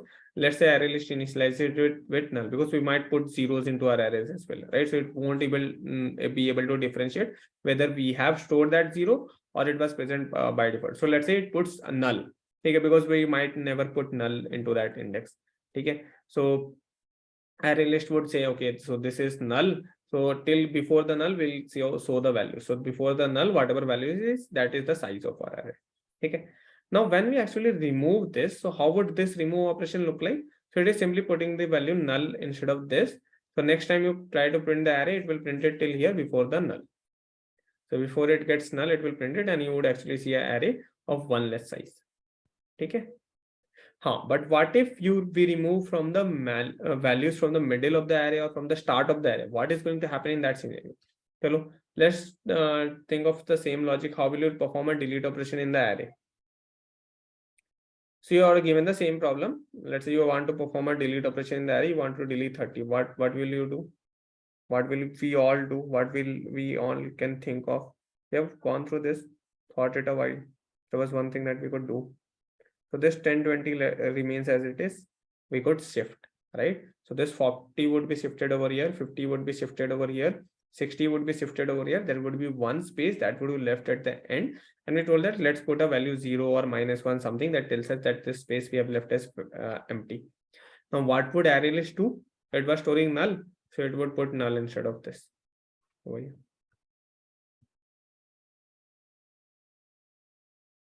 Understood? So this is how delete operation look like. If you want to delete from middle, it will shift in. Now is the okay. Now out of all the functions, what is the complexity of add? This is O1. We understood it in very detail. Why addition of a new element is always O of 1. Right? We did average calculation ON O1, on average it is O of 1. Setting, both of the operations are O1, because this is fundamentally O1 operations in array as well. This is just reading or updating in an array. If you have value, if you want to read any value, for example, A of 0, this is O of 1. If you want to do this, this is also O of 1. So these operations are also O of 1. But what is the complexity of remove operation? This would be O of n, right? In the worst case, it is O of n. If you're deleting from if you're just deleting the last element, it is O of 1, because there is only one shift that is required. But if you're deleting from the middle, or if you're deleting from the start, that is O of n operation. Okay. So if it is not doing any magic, right? That we can't do. It is not writing any logic, any algorithm that we can't write, right? So if array list could do this operation in O1, then we can also do it in array in O1. But there is no such logic that can exist, right? So there is only one logic that is possibly we can do is shift array, shift values to the left, and that is exactly what array list is also doing. What is the array size? So if you create array size is always telling you the number of values that you stored. Okay. So if you stored only 5 values, it is going to tell you 5. So for example, here, when I stored 3 values, so it is telling me 3, not 10, right? Its default size might be 10, 100, whatever size we create. Even if we pass it manually 200 or 300, it will still give me the, when I ask it about the size, it will still tell me the number of values that's stored in the array at that point of time. Okay.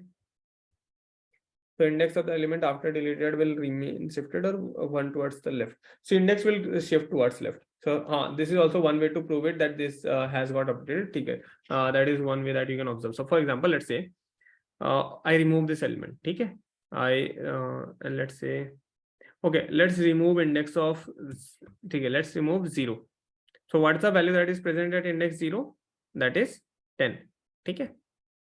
Let's just do a dot get 0. Okay. And let's do a dot get 1 over here. Okay, sorry, 0 over here. Okay.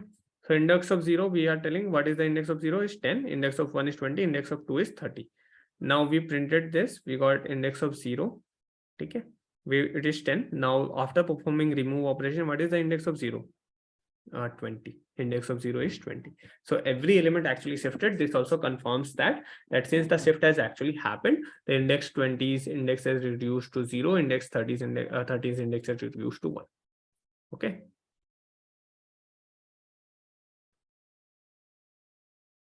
Yes, Nitish. When you learn about class object concept, you can create your own data structure. That's what I'm intending, right? So once you know about memory, once you know about how data structure are implemented, the fundamental data structure, right? There is only one fundamental thing that exists is array. Okay. Other are variables, and there is only one more fundamental thing that you'll learn when you learn about objects, which you are going to use in linked list or any tree or graphs. All those uses that there is only one, but that is also the same logic. We are just telling that this much amount of space we need. Okay, so there we are doing it, but we are handling it in some other way. Okay, so that is the only other fundamental structure that exists. Apart from that, whatever is there, that's derived from either array or we use like the object type. Okay. There and deleting one element. Now that resizing Santoth is a questionable thing. See, so for example, let's say, okay, let's talk about this. Okay.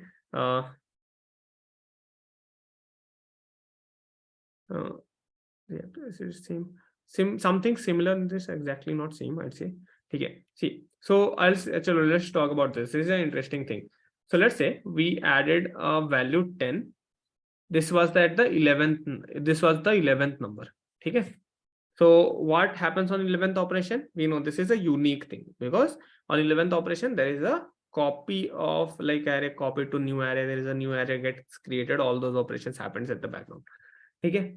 Now when I do a remove, after adding this, let's say I do a remove at any index 0, 1, 10, 5, any valid index, you remove the element. Now the array size after this operation is 10.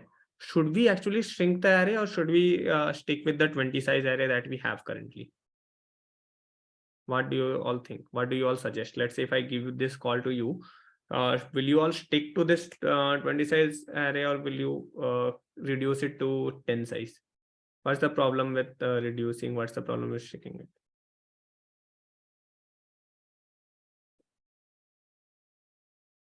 So see, ideally we should stick with this. Reason being, see, because if we reduce this size, okay, let's say we remove this and we reduce this size.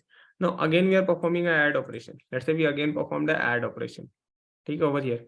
Now what is the complexity of this add operation again? This would again be on. Okay, 2 consecutive adds would get a on complexity. Then again on, then again you perform a remove, and let's say this is the entire logic that you have written inside a loop. You are adding a number, you are removing a number, you are adding a number, you are removing a number.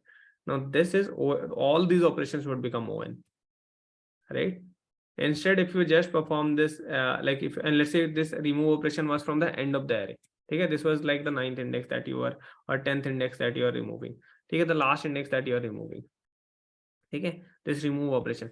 So if you just don't decrease the size, all the operations would be O1.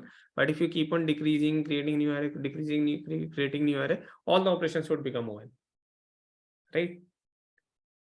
So that's why we are wasting a little bit of space. That's fine, but this is a very big problem compared to the amount of space we are wasting, right? Understood? So why we should stick to this, and ideally Java will also be sticking to this. It won't do this, right? Because it would be also facing the same problem. All these operations would become on, right? The movement would also become on because you are again shrinking the size. So that is again a new array. You can't shrink the current array size.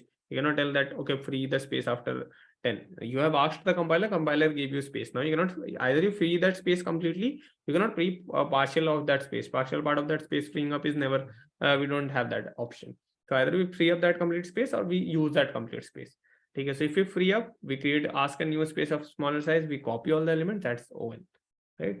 Which is a bigger problem because when you again want to double up unit. So see, the actual idea is if you ever exceed 10, so I will assume that you may want to store 20. Right now, you might decrease element, but later, since you once exceeded 10, right? So your side would later somehow go to 20 or 15 or 16.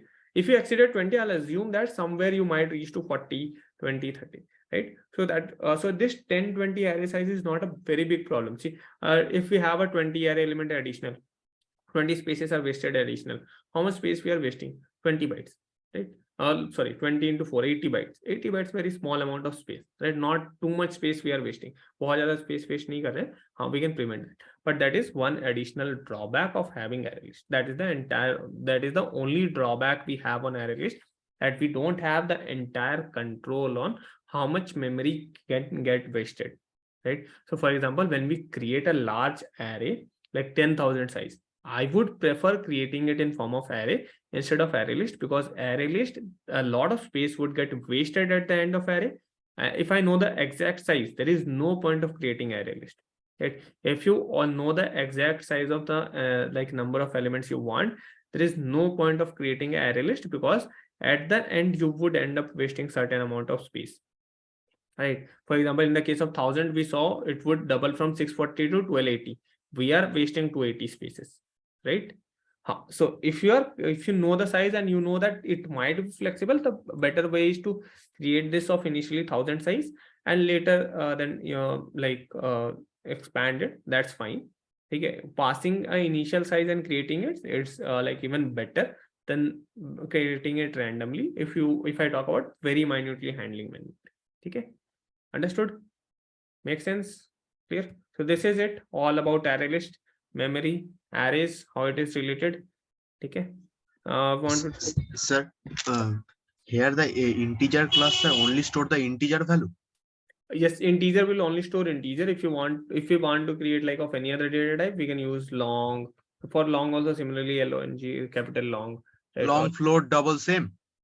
Same long, float, double. So they have the same wrapper class. So the name of this is same. It's just that you have to start with a capital. Okay. Okay. For string, it's like the same thing. So string itself is the wrapper class of itself, that I'll talk about in string. So string, you don't need anything else. For string, you can just pass normal string. And for character, you have characters. Character. Yeah. Okay. So right side also changing. Right side also you need to change your both these values you need to change. Okay. Can given an size find all the sub sum is greater than k operation. I was okay. Chalo, we'll discuss this. I'll discuss this at the end. Understood this? Now all the questions are just array questions. If you look at the array list questions, those are plain simple array questions. I don't think there is any additional thing in it. Switch cases I have already explained, so there is nothing. Switch cases there was okay. Did I explain the concept of constant in case of switch case? The case values needs to be constant. Either you pass them constant values or you use the keyword final for making the constant. Yes. Okay. So that's done. So there is nothing left in switch cases as well. Okay. So that's it. Right now you can use this like to solve the questions. So other questions are plain array questions. I also gave you if you want to create a flexible 2D array, that how you can do it. Now Pascal's triangle is an interesting question. Chalo, Pascal's triangle, I'll solve it. Okay. This is the list. I guess I covered all the functions. There is a sort function that's there. Okay, sorting though we'll understand in case of sort. You're not resorting. Okay, only collections dot sort over work over here, and there we have arrays dot sort. Okay, after string, the next thing is sorting. Can we have dinner? Yes. Okay, hungry. So have your dinner. Quickly come back and then we'll complete this. Okay, so complete your dinner. I know it's already 10. Okay, so complete your dinner. Quickly come back. We'll solve questions. Okay. Let me give you a 15 minutes break.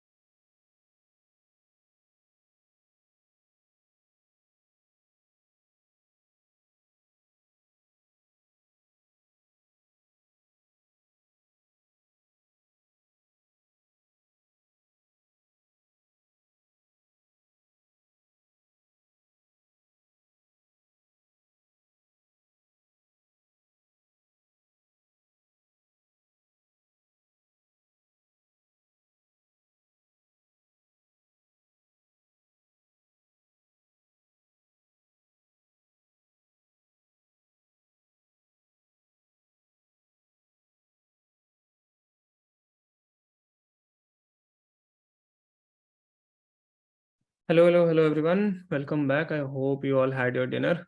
Okay. Hope this was good. So let's come back. Let's discuss. Let's complete the questions. Okay. So do you need anything from array list questions? Anything to solve? I guess array questions are normally you should be able to do it. One Pascal triangle is there. Apart from that, nothing else, right? So let's solve the Pascal triangle. Okay. So let's solve it, and let's solve it is using array list itself. Okay. Let's not think of like 2D arrays or something. I told you that you can solve it using 2D arrays, but let's solve it using array list. Okay. Now, okay. So what is array list of array list, right? Array list of array list क्या होता है? So array list of array list is simply like a nested array, right? Like nested array, nested. What is nested array? 2D array, right?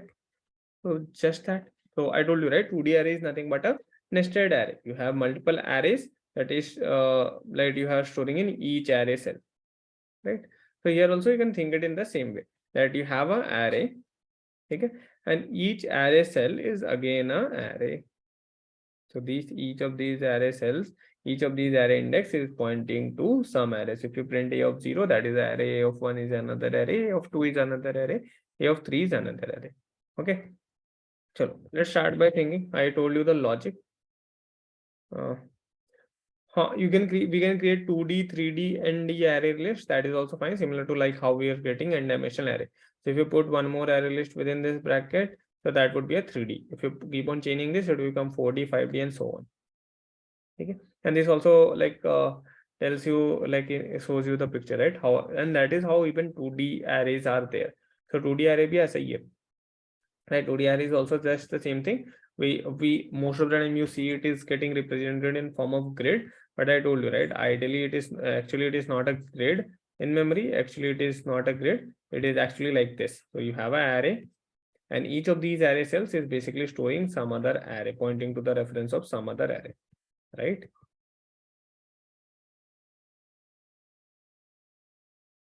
There is a return type, right? This is the return type of this. So this is the return type. So return type can be this array list as well. So similar, like you can return an array. You can return even a 2D array, right? You can even return a 3D array. So how you can even return a nested array list. That is what we have as a return type over here. Okay.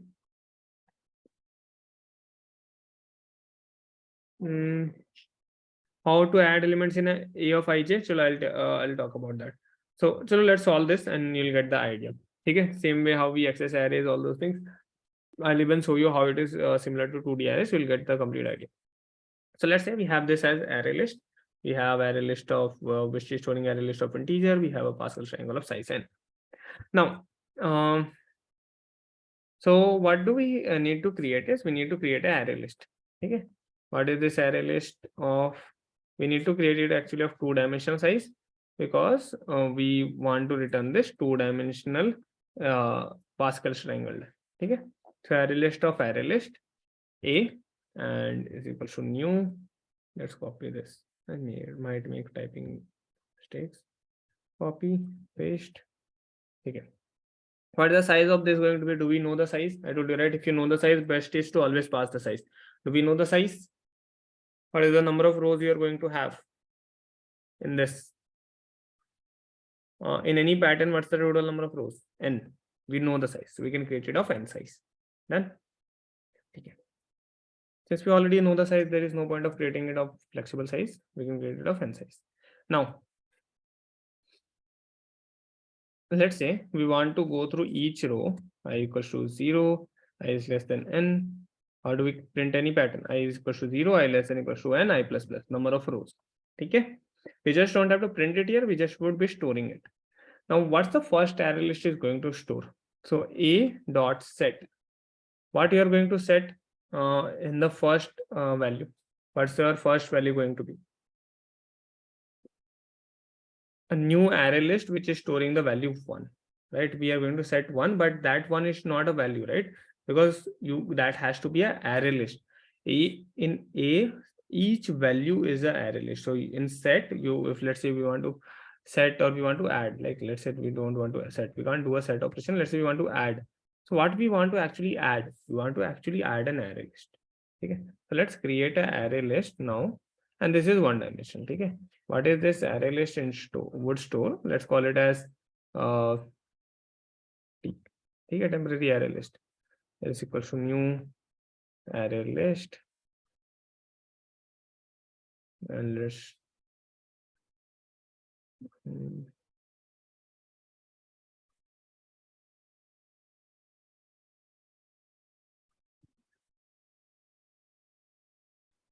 teachers.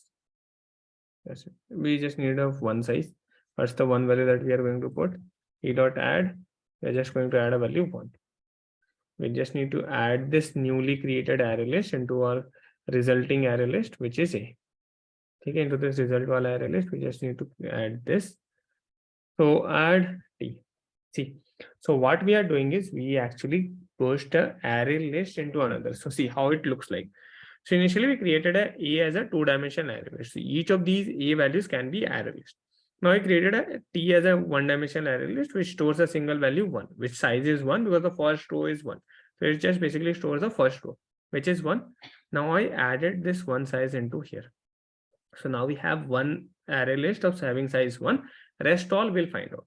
Okay. All the other array list will calculate. The first array list that is given is 1. So for the Pascal's triangle, the first array list that we'll start with is 1. Rest all will calculate. Okay. Agreed? Understood what I did over here? Anyone any doubts? So this is our result array list, which is 2-dimensional, which stores each of these values are array list. Now, in this array list, the first value was an array list of one size, which I stored a single array list, right? So I created an array list of one size. I stored the value 1 into it.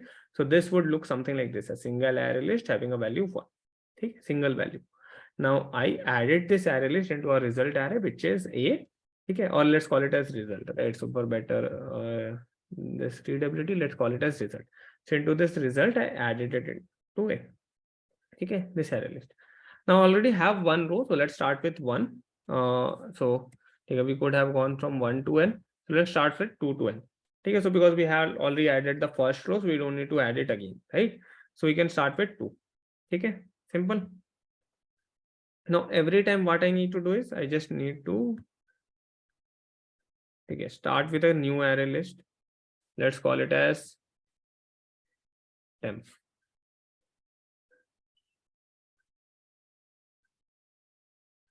We cannot declare it as a variable because each value inside this has to be array list, right? So this type of this variable has to be array list.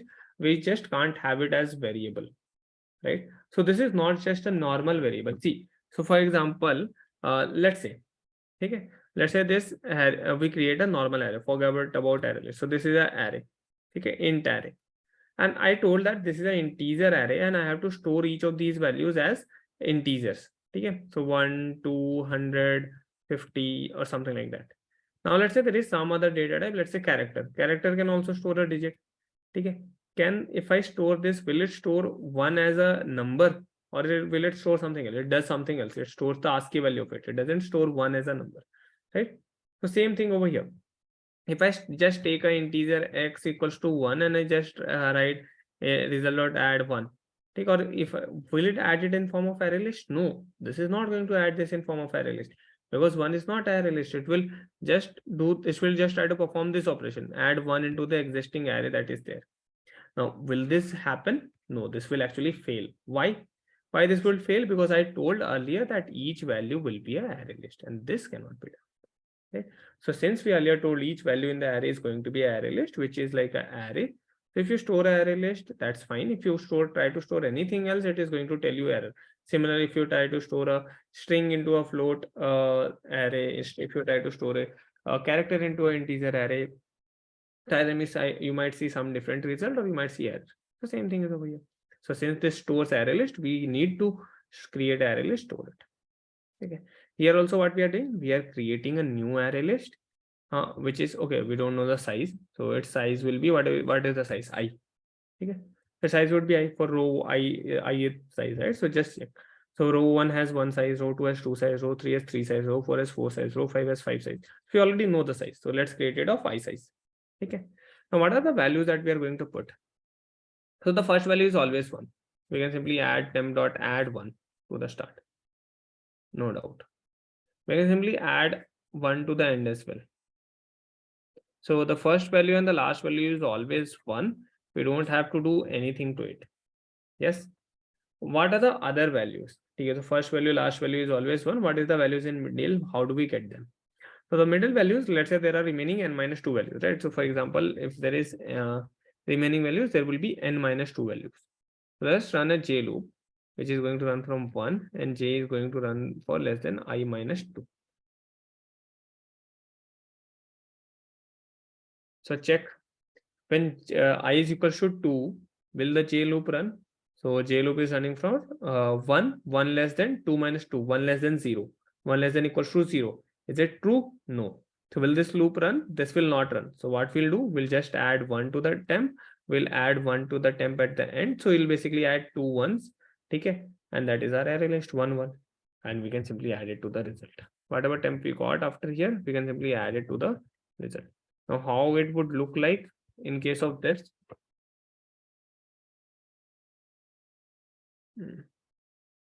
So temp is this array, right? T was this array. So I guess is this confusing? So T was this array, which was of one array, like which was a single array list of having one value. Right? This was just one array list having one value. This is a different array list, right? This is a different array list which we have created in loop. Every time we run the loop, it will create a new array list. It will just put this value into the result. See how this is going to work. Look at here. So firstly, we try to do this. We create an array list of array list, which is result. This can store multiple array lists. What we do, we create another array list of which we named as T, which store a single value, which is 1 into it. We push this array list to this result. Okay. This current result, we push this array list. We have stored a single 1 and we have pushed that array list over here. Okay. Now, okay, this thing we done, this thing we have done. Now let's move to the loop side. So what we have done in the loop, we started from 2 because we have already added one like row into the pattern. So you just need to start from 2 to n. Okay. For each row, we have I number of values. So we create an array list of that size. So we create an array list of I size. The first value and the last value is always temp. Okay. And let's say this is the logic to add the middle values. So after we add the first value, so we create a temp which is empty initially, which size I've given as I. So let's say for this, when I is equals to 2, I create a temp of 2 size. I add a value 1. Then this loop runs. This loop actually doesn't run for I equals to 2. So 2 minus 2 is 0. So 1 less than 0 condition won't satisfy. This loop doesn't run. We add one more 1, and this is the array list. This is the result that we got. So we add it into the result, which is 1. It already had an array list of 1 containing 1. Now we added another array list having 1, 1. Okay. Next iteration of the loop, when I will be 3, I equals to 3, what we'll do, we'll create another array list temp. Okay. This is another array list, new variable, new array list. We are creating this. Okay. So if you use new keyword, it is creating this. Now we are getting another array list. We are getting 1. We are adding 1 to it. Now this logic would run. We'll figure out what's the other values we have to add. So let's say this adds 2. At the end, we again add a 1. Okay. We now add this 1 to this. Now see, this is the Pascal triangle which we are talking about. Right? First row is having 1, second row is having 1, 1, third row is having 1, 2, 1, and so on. Understood? What we are doing? Okay, just the remaining part is last logic of how this would get calculated.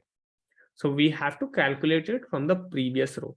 So in order to calculate any temp, we just need, so for example, we are calculating result of I, right? So we are simply calculating result of I. If result of I is the row in the array list. So let's say this is the row. Yeah, I'll explain this once more. Let's write this logic. I'll explain it to a quick try run. Okay. So see, this is like the first row, which is I equals to 1. This is I equals to 2. This is I equals to 3. We are currently at this row, I equals to 3. When I is 3, we have already stored result of 2. Okay. So we can get result dot, if I do get I minus 1, what is this going to give me? Result of I minus 1 inside this loop, what is this value? So for I equals to, let's say 3, for I is equals to 3, what is this going to give me? Let's say I equals to 3 for this row. Is it going to give me this particular entire array list I equals to 2? What is the result of this? Is this a value or an array list? This is an array list. This result is an array list, which is the entire value, right? So this is the array list completely, which is a value, which is like 1,1, the entire array list, I equals to 2. Okay. Now, do we need that? Actually, no. So in order to calculate what we want to calculate, we want to calculate J of, let's say we have one value that we want to calculate, two value we want to calculate. What's the first value that we want to calculate? Is 1. So how does it get calculated? It is nothing but previous rows, whatever J we want to calculate, it's dot get J minus 1 plus result dot get I minus 1 dot get J. Now look at this. I know this is very complicated. Looks very complicated. We also have to push this into a temp. Achha, let's do it as well. Let's just store this.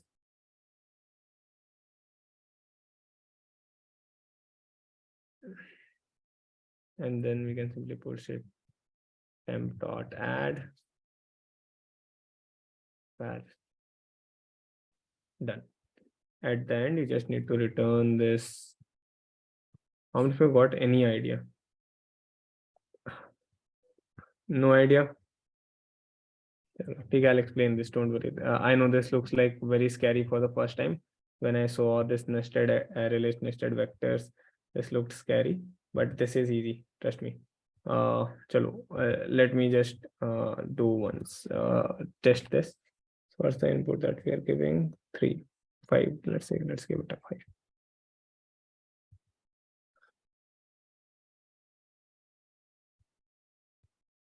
Next to index I minus 1, result dot get I minus 2. Where is this problem?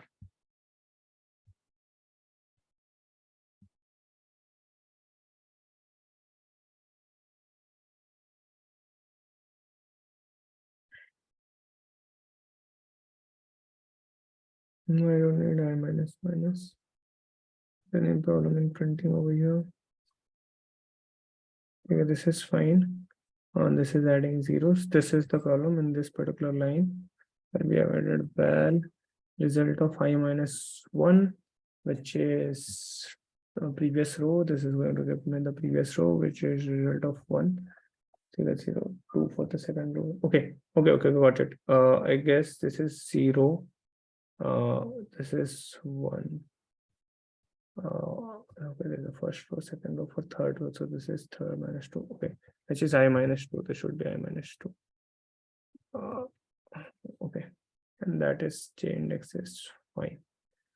So minus 2 to 0. No, 4, 2 is 40. 2, 3, 3, 1 was, which is fine. Okay, so we're getting the correct result. Let's try to submit it. I'll explain why it is I minus 2. Just a second. Okay. So let me just walk you through this what we did over here. Why this one line particularly looks very difficult.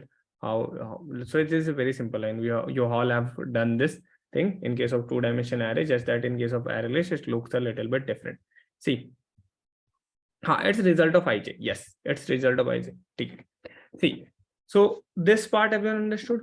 So firstly, we created an array list which is going to store our result, right? 2-dimensional array banaya humne, right? Each of these arrays values are different. Okay, so see, this is a 2-dimensional array. Right, first, there is a first array which is of 2 sides. Then is a second array which is of 1 side. Then there is a second array which is of 2 sides. Then there is a third array which is of 3 sides.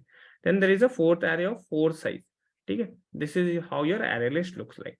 Yes. Okay, this is how your pyramid also looks like. So this is how your array list also looks like. Okay. Now, what's the first value? First value is 1.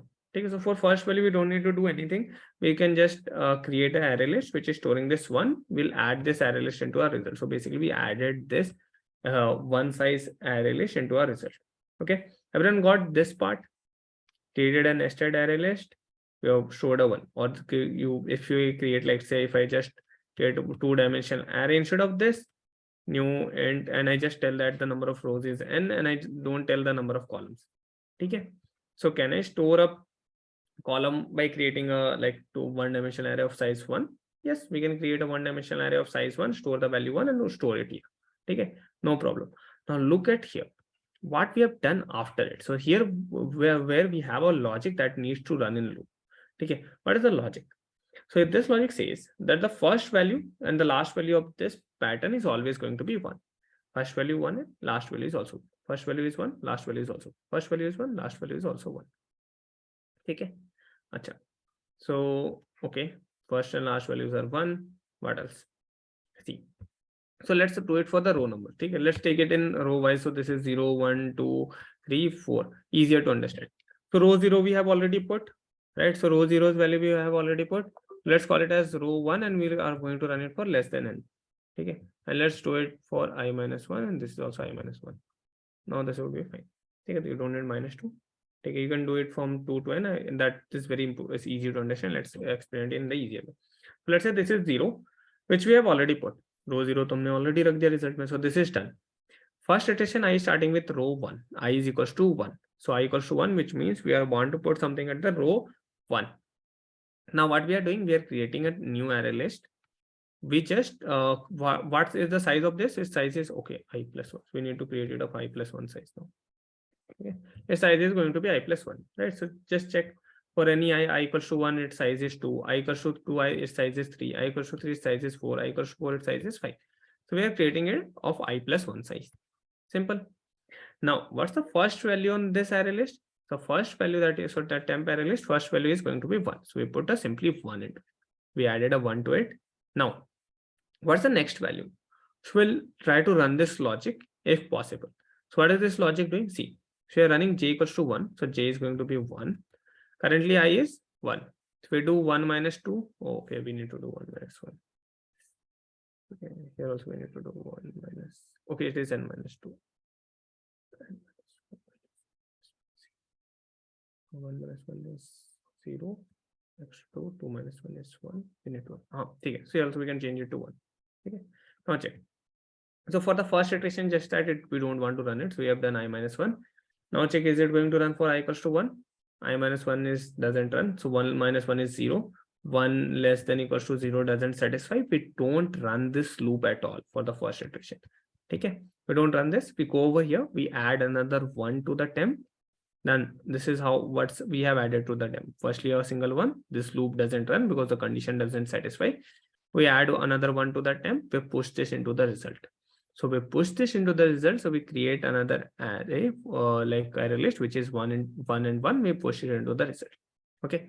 Now let's go to the next iteration. And here what's the magic is happening where we are running this val wala logic. See what we are doing over here. Now when this loop runs for I equals to 2. Okay. Now when we are running for I equals to 2, we want to do this.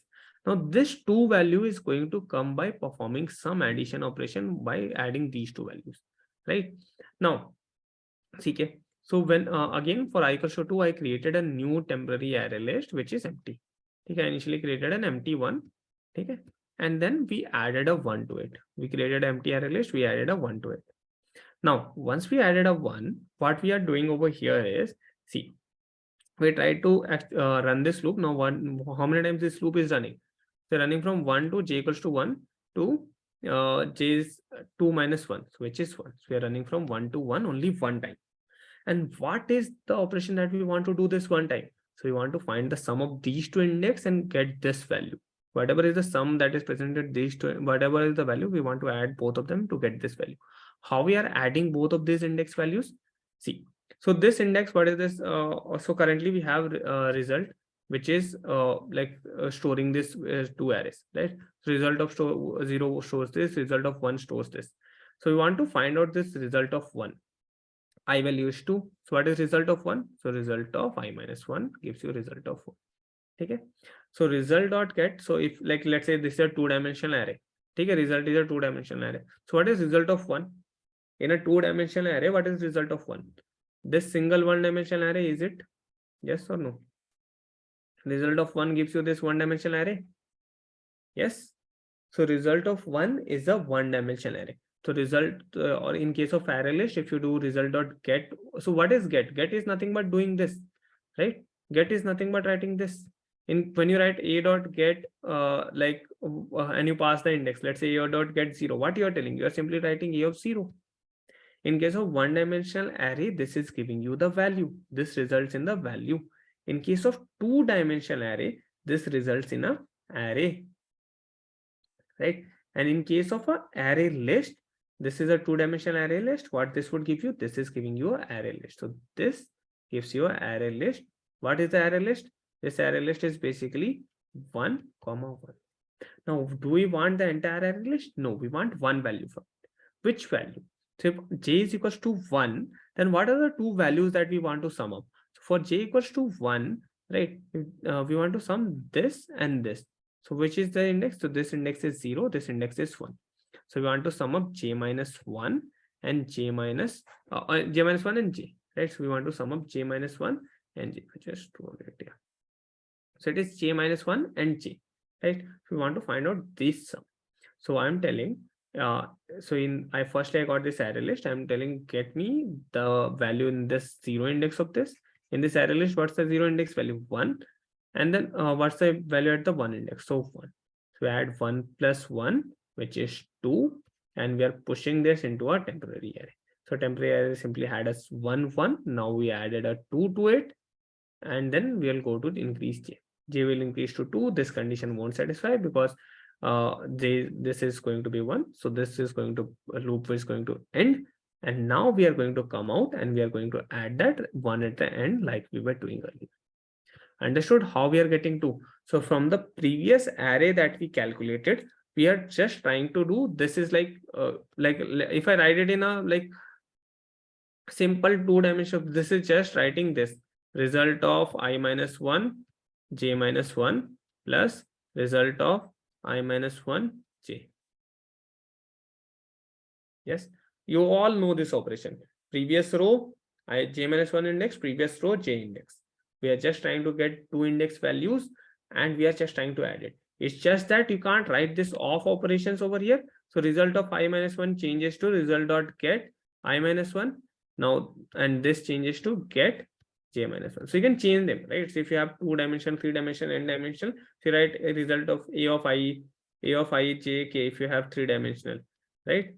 Same, you can do a dot get I dot get j dot get k, right? Think it in terms of array hi socho, right? Think it is array, just that you are accessing array by using functions. You don't have that off operation that you were using till now on array. Okay, understood? We are fixing this row index and we are changing the column ones. Now let me explain how it is going to work for the next iteration. Okay, what this? So now we have the array list looks something like this. So you have a one side, you have 1, 1, and then you have 1 to 1. Let me explain just for one iteration last. Okay, and then I guess you all will get it completely clear. So next iteration, when I is equals to, let's say, so this was 0, 1, 2, 3. Now I is equals to 3. I is equals to 3. Check j is starting from 1. Okay. So I equals to 3, what we did? We firstly created an array list temp. We added a value 1 to it. Done.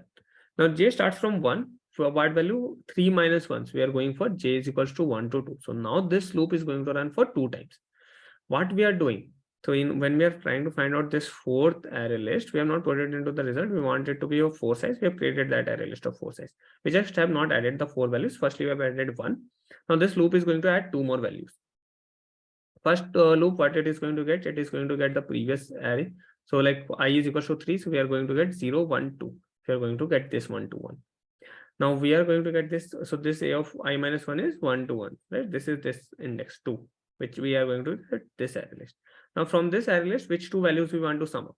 So for the first iteration, we want to sum up j minus 1 and j. So firstly, we want to get j minus 1 will be 0 and j will be 1 when j is equals to 1. So 0 and 1.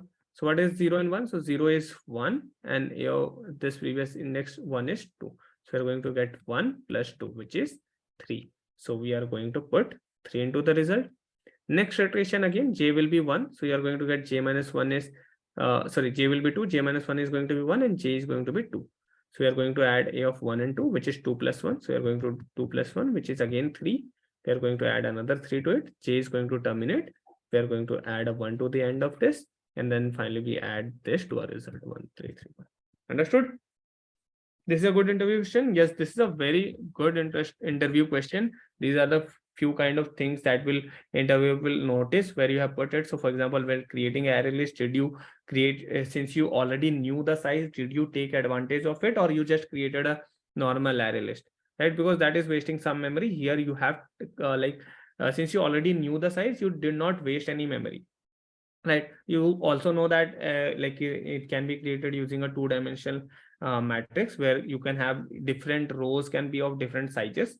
So that is also fine. If you are using that concept to achieve this, that is also better. That is also fine. Right? That's fine. Array list also, you're not wasting any memory. So that is also having fine. That also gives you the same complexity.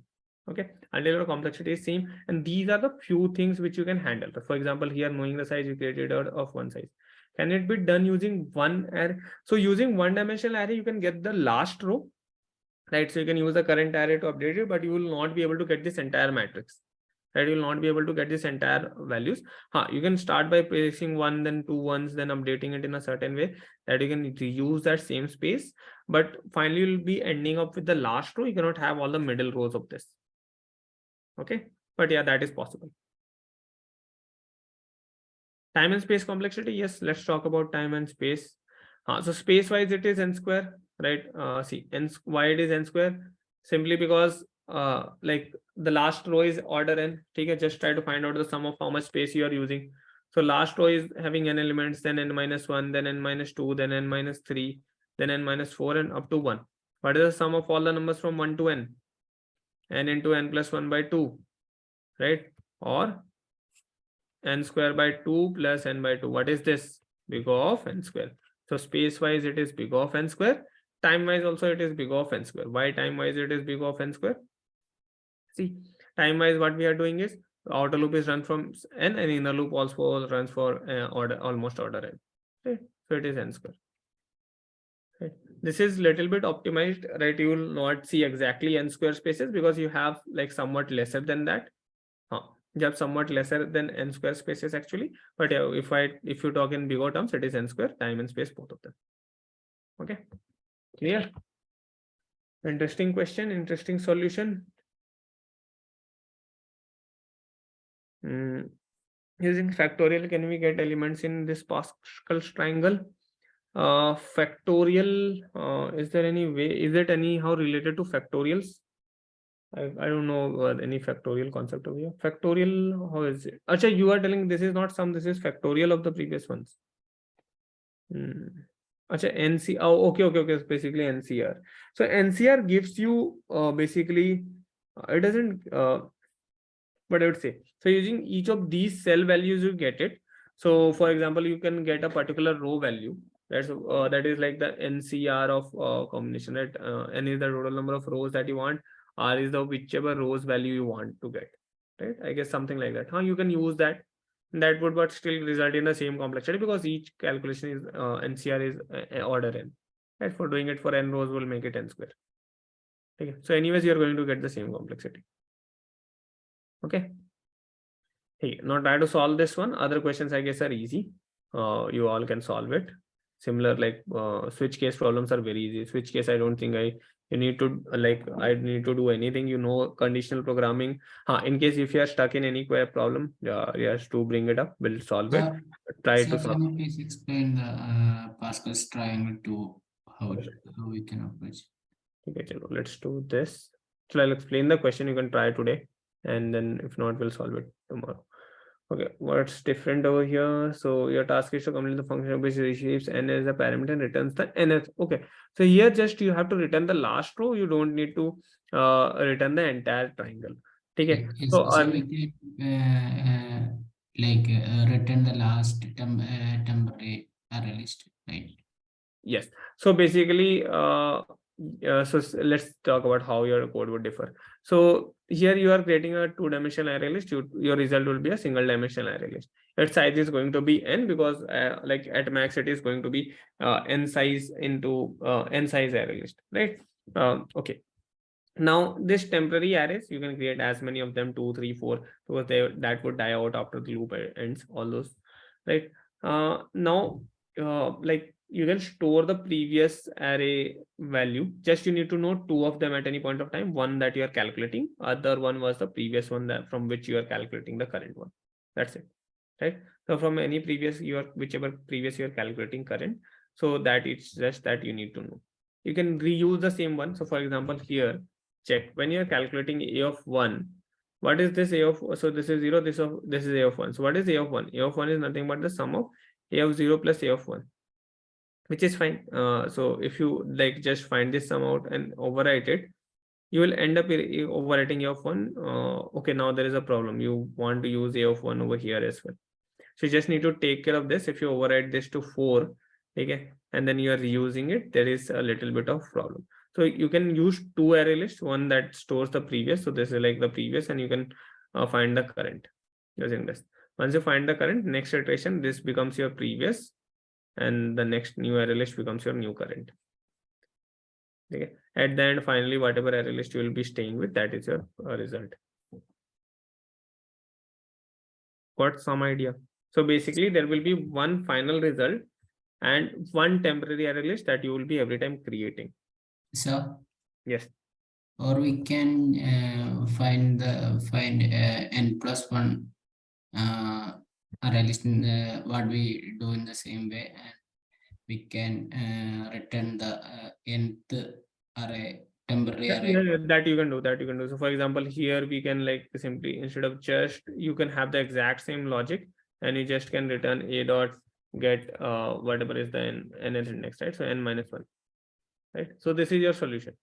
This is your exact solution. This would be fine. This would be correct. But here there is one constraint that since you don't require this two dimension, you are using it. Here we had to return it, so that's why we created it. There is some optimization that you can do. You don't need to create this two dimensional.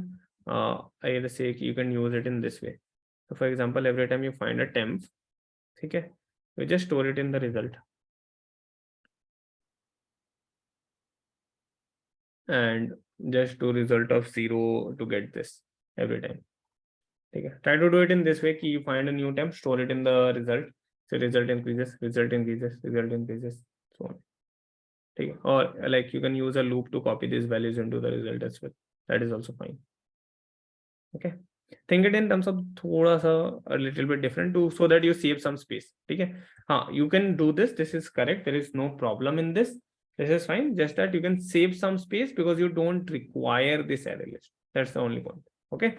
But your logic, like this is fine. This is fine. This and there is no problem here. Okay. Okay. So try this out. Well, if not, we'll discuss how we can do it using one-dimensional array list. How we can like copy this into a new one. But you can write a loop as well to copy another array into one array. Okay. So okay, chalo, try this. Okay, try this today, everyone. Okay, you have the same logic I told you, right? What's the thing that you need to change? You already have the solution now. Okay, just that you need to try to optimize it. Diagonal traversal from top right to left, waiting for a long time. Chalo, I'll discuss 2D arrays. Chalo, do you want the solution? I don't generally share the solution. Chalo, let's do it. This is an exceptional case. Thoda sa difficult hai. Okay. Chalo, let's do it as Pascal's triangle. Okay. So let's go to now arrays question, 2D arrays question. So now you can complete all these array list and switch cases question. If you have doubts, we'll discuss them tomorrow. Okay, we'll do that definitely. Now let's come back to 2D arrays. What question you have doubt? Chalo, spiral matrix is one doubt that I know. Rotate and operand find, or spiral matrix maxima minima find a way. 3 questions. Spiral matrix maxima minima find way. Any other doubt that you have?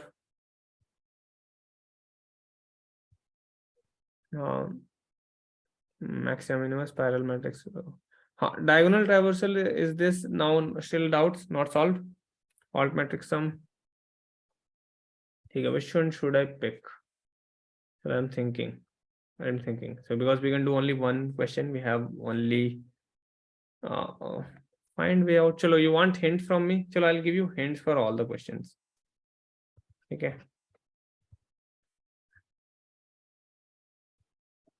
Chalo, I'll give you hints for all the questions and one day to solve. Okay. See, this one I'll explain. This one I'll explain. What you need to do over here is, so let's say there is a rat that is trapped in the maze.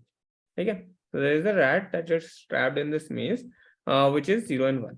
So what does 0 represent? That he can move in the same direction. 0, if he gets 0, he simply can keep on moving in the same direction. If he gets a 1, he will move to the right.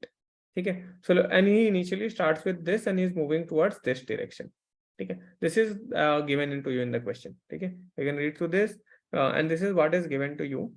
What you have to find out the result, what is the answer that you have to get. So for example, you like move from here, okay, you get 0, so you keep on moving straight. Now you see a 1. Whenever you see a 1, you take a right turn.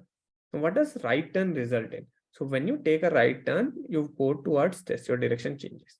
Okay. So let me talk about in the direction type. So let's say this represents directions. So if you're moving towards north, so let's take in this order. So move this direction. So let's say you're moving towards east and you see a 1, you change the direction. So if you are moving towards from west to east and you see a 1, you change the direction towards south. Okay. Let's say you're moving from yeah, is someone saying something? North to south, you see a 1, you change the direction towards west. Okay. Now let's say if you are moving from like east to west and you see a 1, you change the direction towards north. Okay. Now if you are moving from south to north, you see a 1, you change the direction towards east. Okay. Then these are the only 4 kinds of direction change that you are going to get. Okay. Understood? Now you can assume like a variable that stores the direction. I'll talk about that. So these are the 4 kinds of direction change that you are going to get. Now let's see the example of what we have to do over here. So let's say you're moving in this direction, you saw a 1, you took a right turn, you changed the direction towards this. Now again you saw a 1 over here. The next value that you are seeing is a 1. So you again change the direction towards the right. So you're moving from north to south, you change the direction, you started moving towards west. Now you see a 0, so you kept on moving towards west, you came out of this matrix. So once you came out of the matrix, what's the last index that you visited? The last index that you visited was 1, 0. And that is the result that you have to print. So you have to print the last index from where you came out of the matrix. Okay? Understood the question? So that's what the question says. You are moving in a certain direction until you see 1. Once you see 1, you take a right turn. Now that right turn would depend on the current direction you are moving. So if you're moving from west to east, you change towards south. If you're moving from north to south, you change towards west. If you're moving from south to north, you change towards east. If you're moving towards east to west, you change direction towards north. Now let's say, how do you represent direction? So the simplest way to represent direction is, let's say you just take a variable direction. Okay. This direction variable, if it stores 0, that means you are moving toward, let's say west to east. If it stores 1, you are moving from north to south. If it stores 2, you are moving from east to west. And if it stores 3, you are moving from west to east. Sorry, south to north. We have already done west to east. You are moving from south to north. It covers all the directions. So you just need to have a variable which will just store all these 4 directions. Now initially, what's the initial value of your direction? 0. Okay. Understood? So you need to have a variable that will store the direction. Now every time you change the direction, you just need to update your direction from this, right? 0 to 1. If you change from north to south to like east to west, you need to change your direction value from 1 to 2.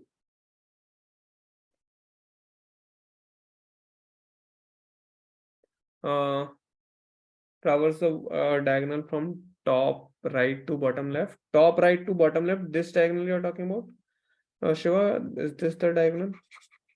Top right to bottom left. So I guess this one, right? Any diagonal. Acha, any matrix. Okay. This one's all these diagonals. I told you, right? I told the formula as well. So the formula here is I equals to 0. This okay. Okay, reverse. For the reverse one, I even told you the formula as well. Both the cases I told you. So I'll do that. I'll recap that. Let me complete this question first. Okay. I thought that's a different question, but okay, I'll do that. Understood. Firstly, question understood. You can have a direction variable that will point to it. I know this is very tricky. This is very tricky to handle, but if you write it correctly, you will be able to get it. See, now what's the initial index that you are starting with? So let's say the initial index you are starting with I is the row index and J is the column index. Okay. So let's take a row and column index that you are starting with. Row equals to 0, column equals to 0. Your direction is also 0. Okay. Now just tell me how will you change this? Your row is 0, column is 0, direction is 0. You're on the 0th row, your 0th column, your direction is also 0. Now, what will the next value be? How will you update row, column, and direction? So you'll firstly check what's the value at A of row column. If A of row column is 0, what do you do? If the A of row column is 0, what do you do?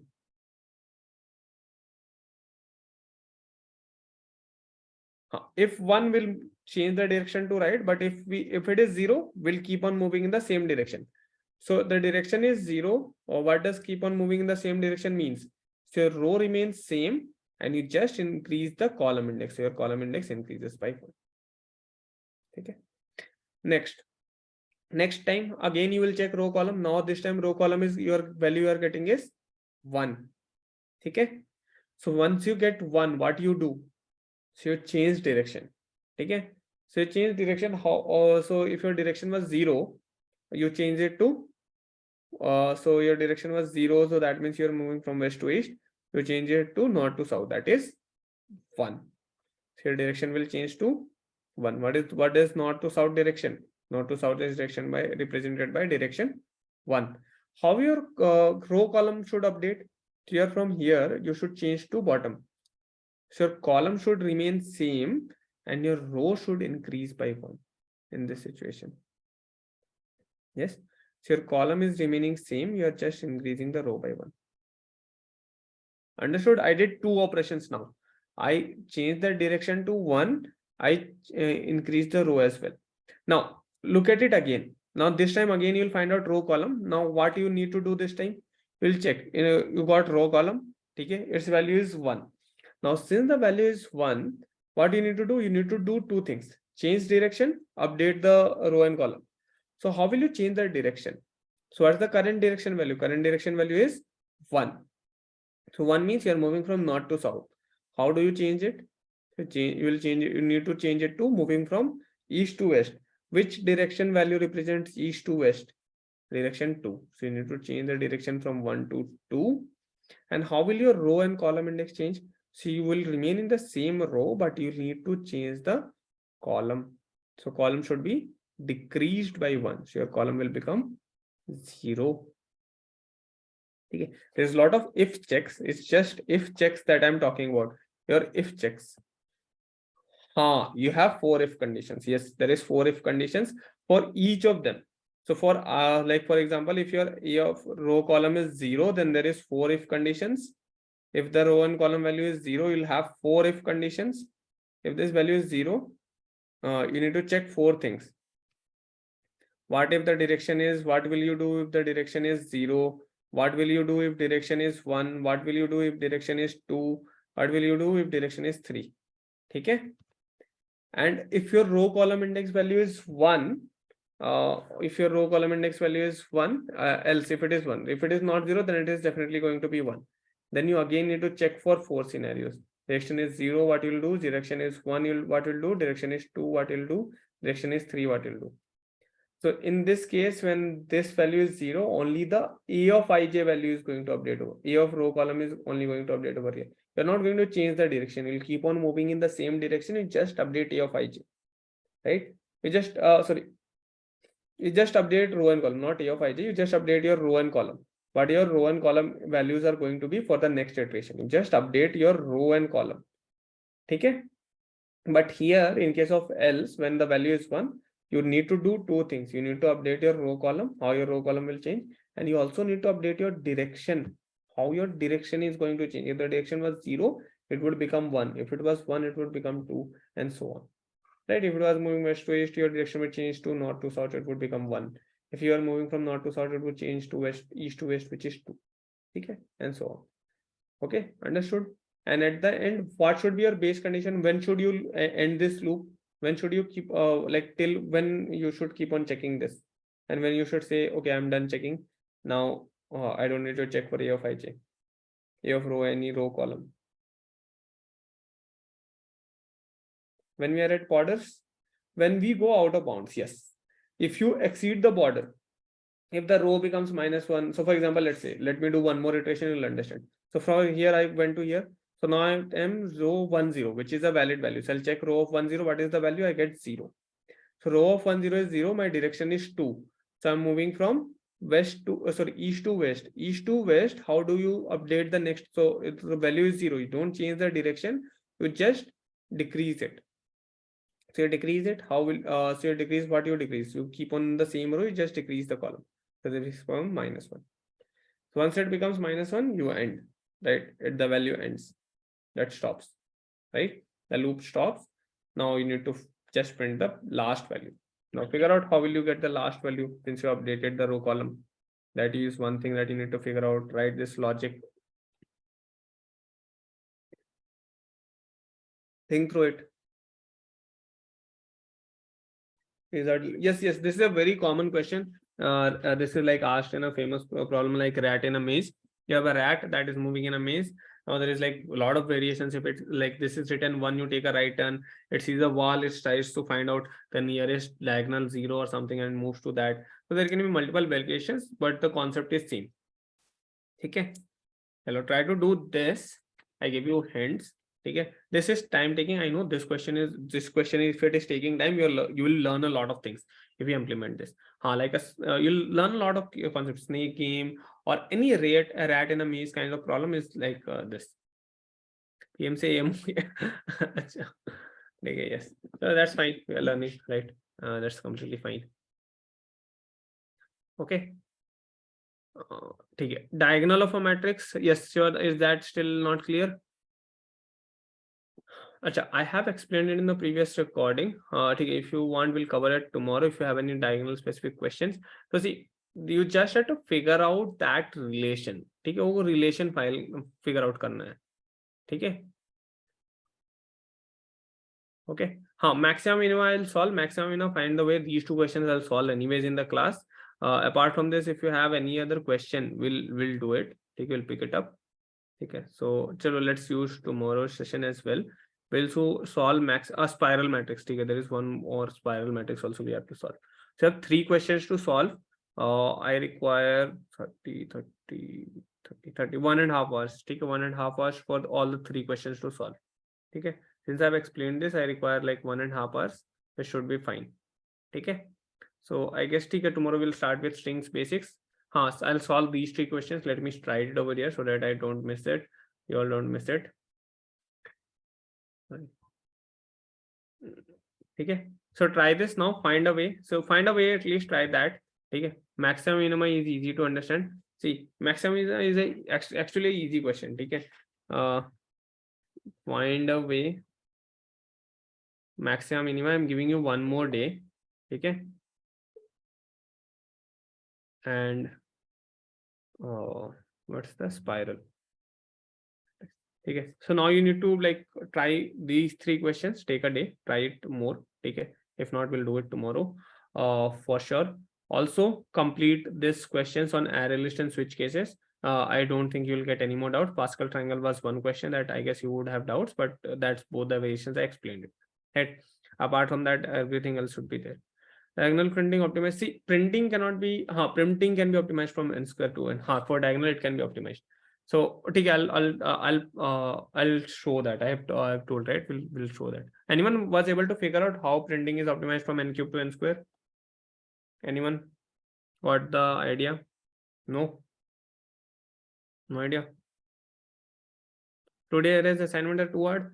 No, it's not hard. It's actually it requires optimization. You can think of optimizations over here, right?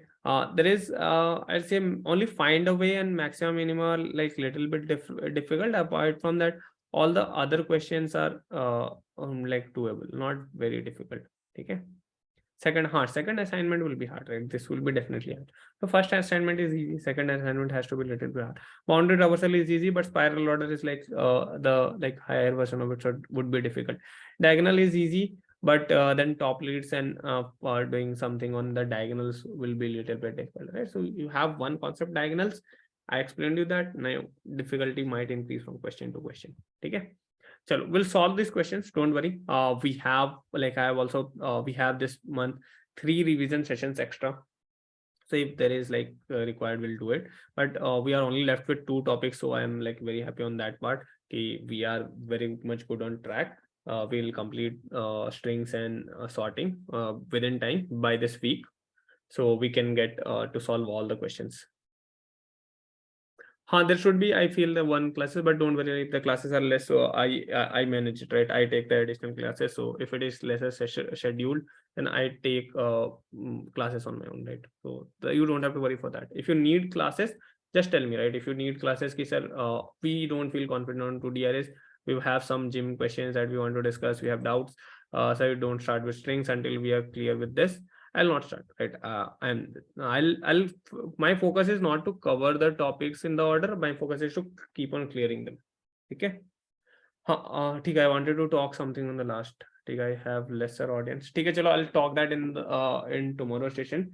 I'll give you idea about. So tomorrow I'll take 5-10 minutes of your time to give you some idea about we discussed a lot of things about students. What's the thing students are facing, what's problems that they face going forward, how can we guide you to that you don't face later on what other students are facing right now. Okay, so we'll talk about that. Okay, I'll talk about that tomorrow. I'll help you on that. Okay, so there were some conclusions. There is something that we'll also do to make it interactive more. Okay, so we'll just try to more optimize your learning process, so that you can maximally utilize this class and learn the most from it.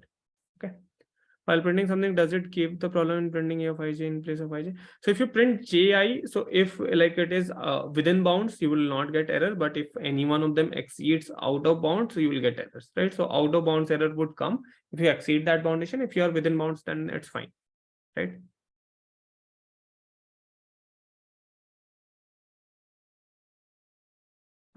Okay, so we'll spend tomorrow's time doing a few questions to DRS. I'll give you string is very small. Again, I require only 1 hour of conceptual time to explain it. 1.5 hours. There is some memory how it is different. Okay, so we'll have tomorrow. We'll probably complete this and we'll start with strings as well. So don't worry. Okay, we have only 3 questions to 4. Okay, if you want few diagonal questions, we'll discuss that. Okay. So, but we'll start with this tomorrow so that we have strings at end. So we at least cover 3 questions, all this at least with that we intend. Okay. So thank you everyone. Complete your array list assignment, switch cases. That is something which I'm feeling you confident you will be able to do it. Remaining 2D arrays, try to find a way, specifically that questions, complete that. Otherwise, if you have doubt, we'll solve it. Okay. And if you are still having like time, so Zim is there, solve as many questions as you have. 2D arrays will do. If you want classes on 2D arrays, we'll focus one of the revision classes completely on 2D arrays. So we have 3 of them.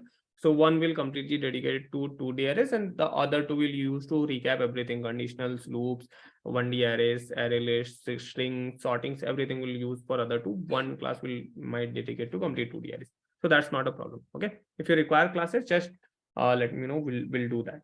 Okay. We have time, so that's great. So like the classes that's here, that's like stipulated, we might require 17 to 18 classes or 20 classes to complete it. If we are exceeding to 21, if we are exceeding to 23, that's fine, right? If you feel that we need classes, we'll do that. Okay, don't worry on that. Okay, complete the assignments. All the best. Thank you. Good night. Bye bye. Take care.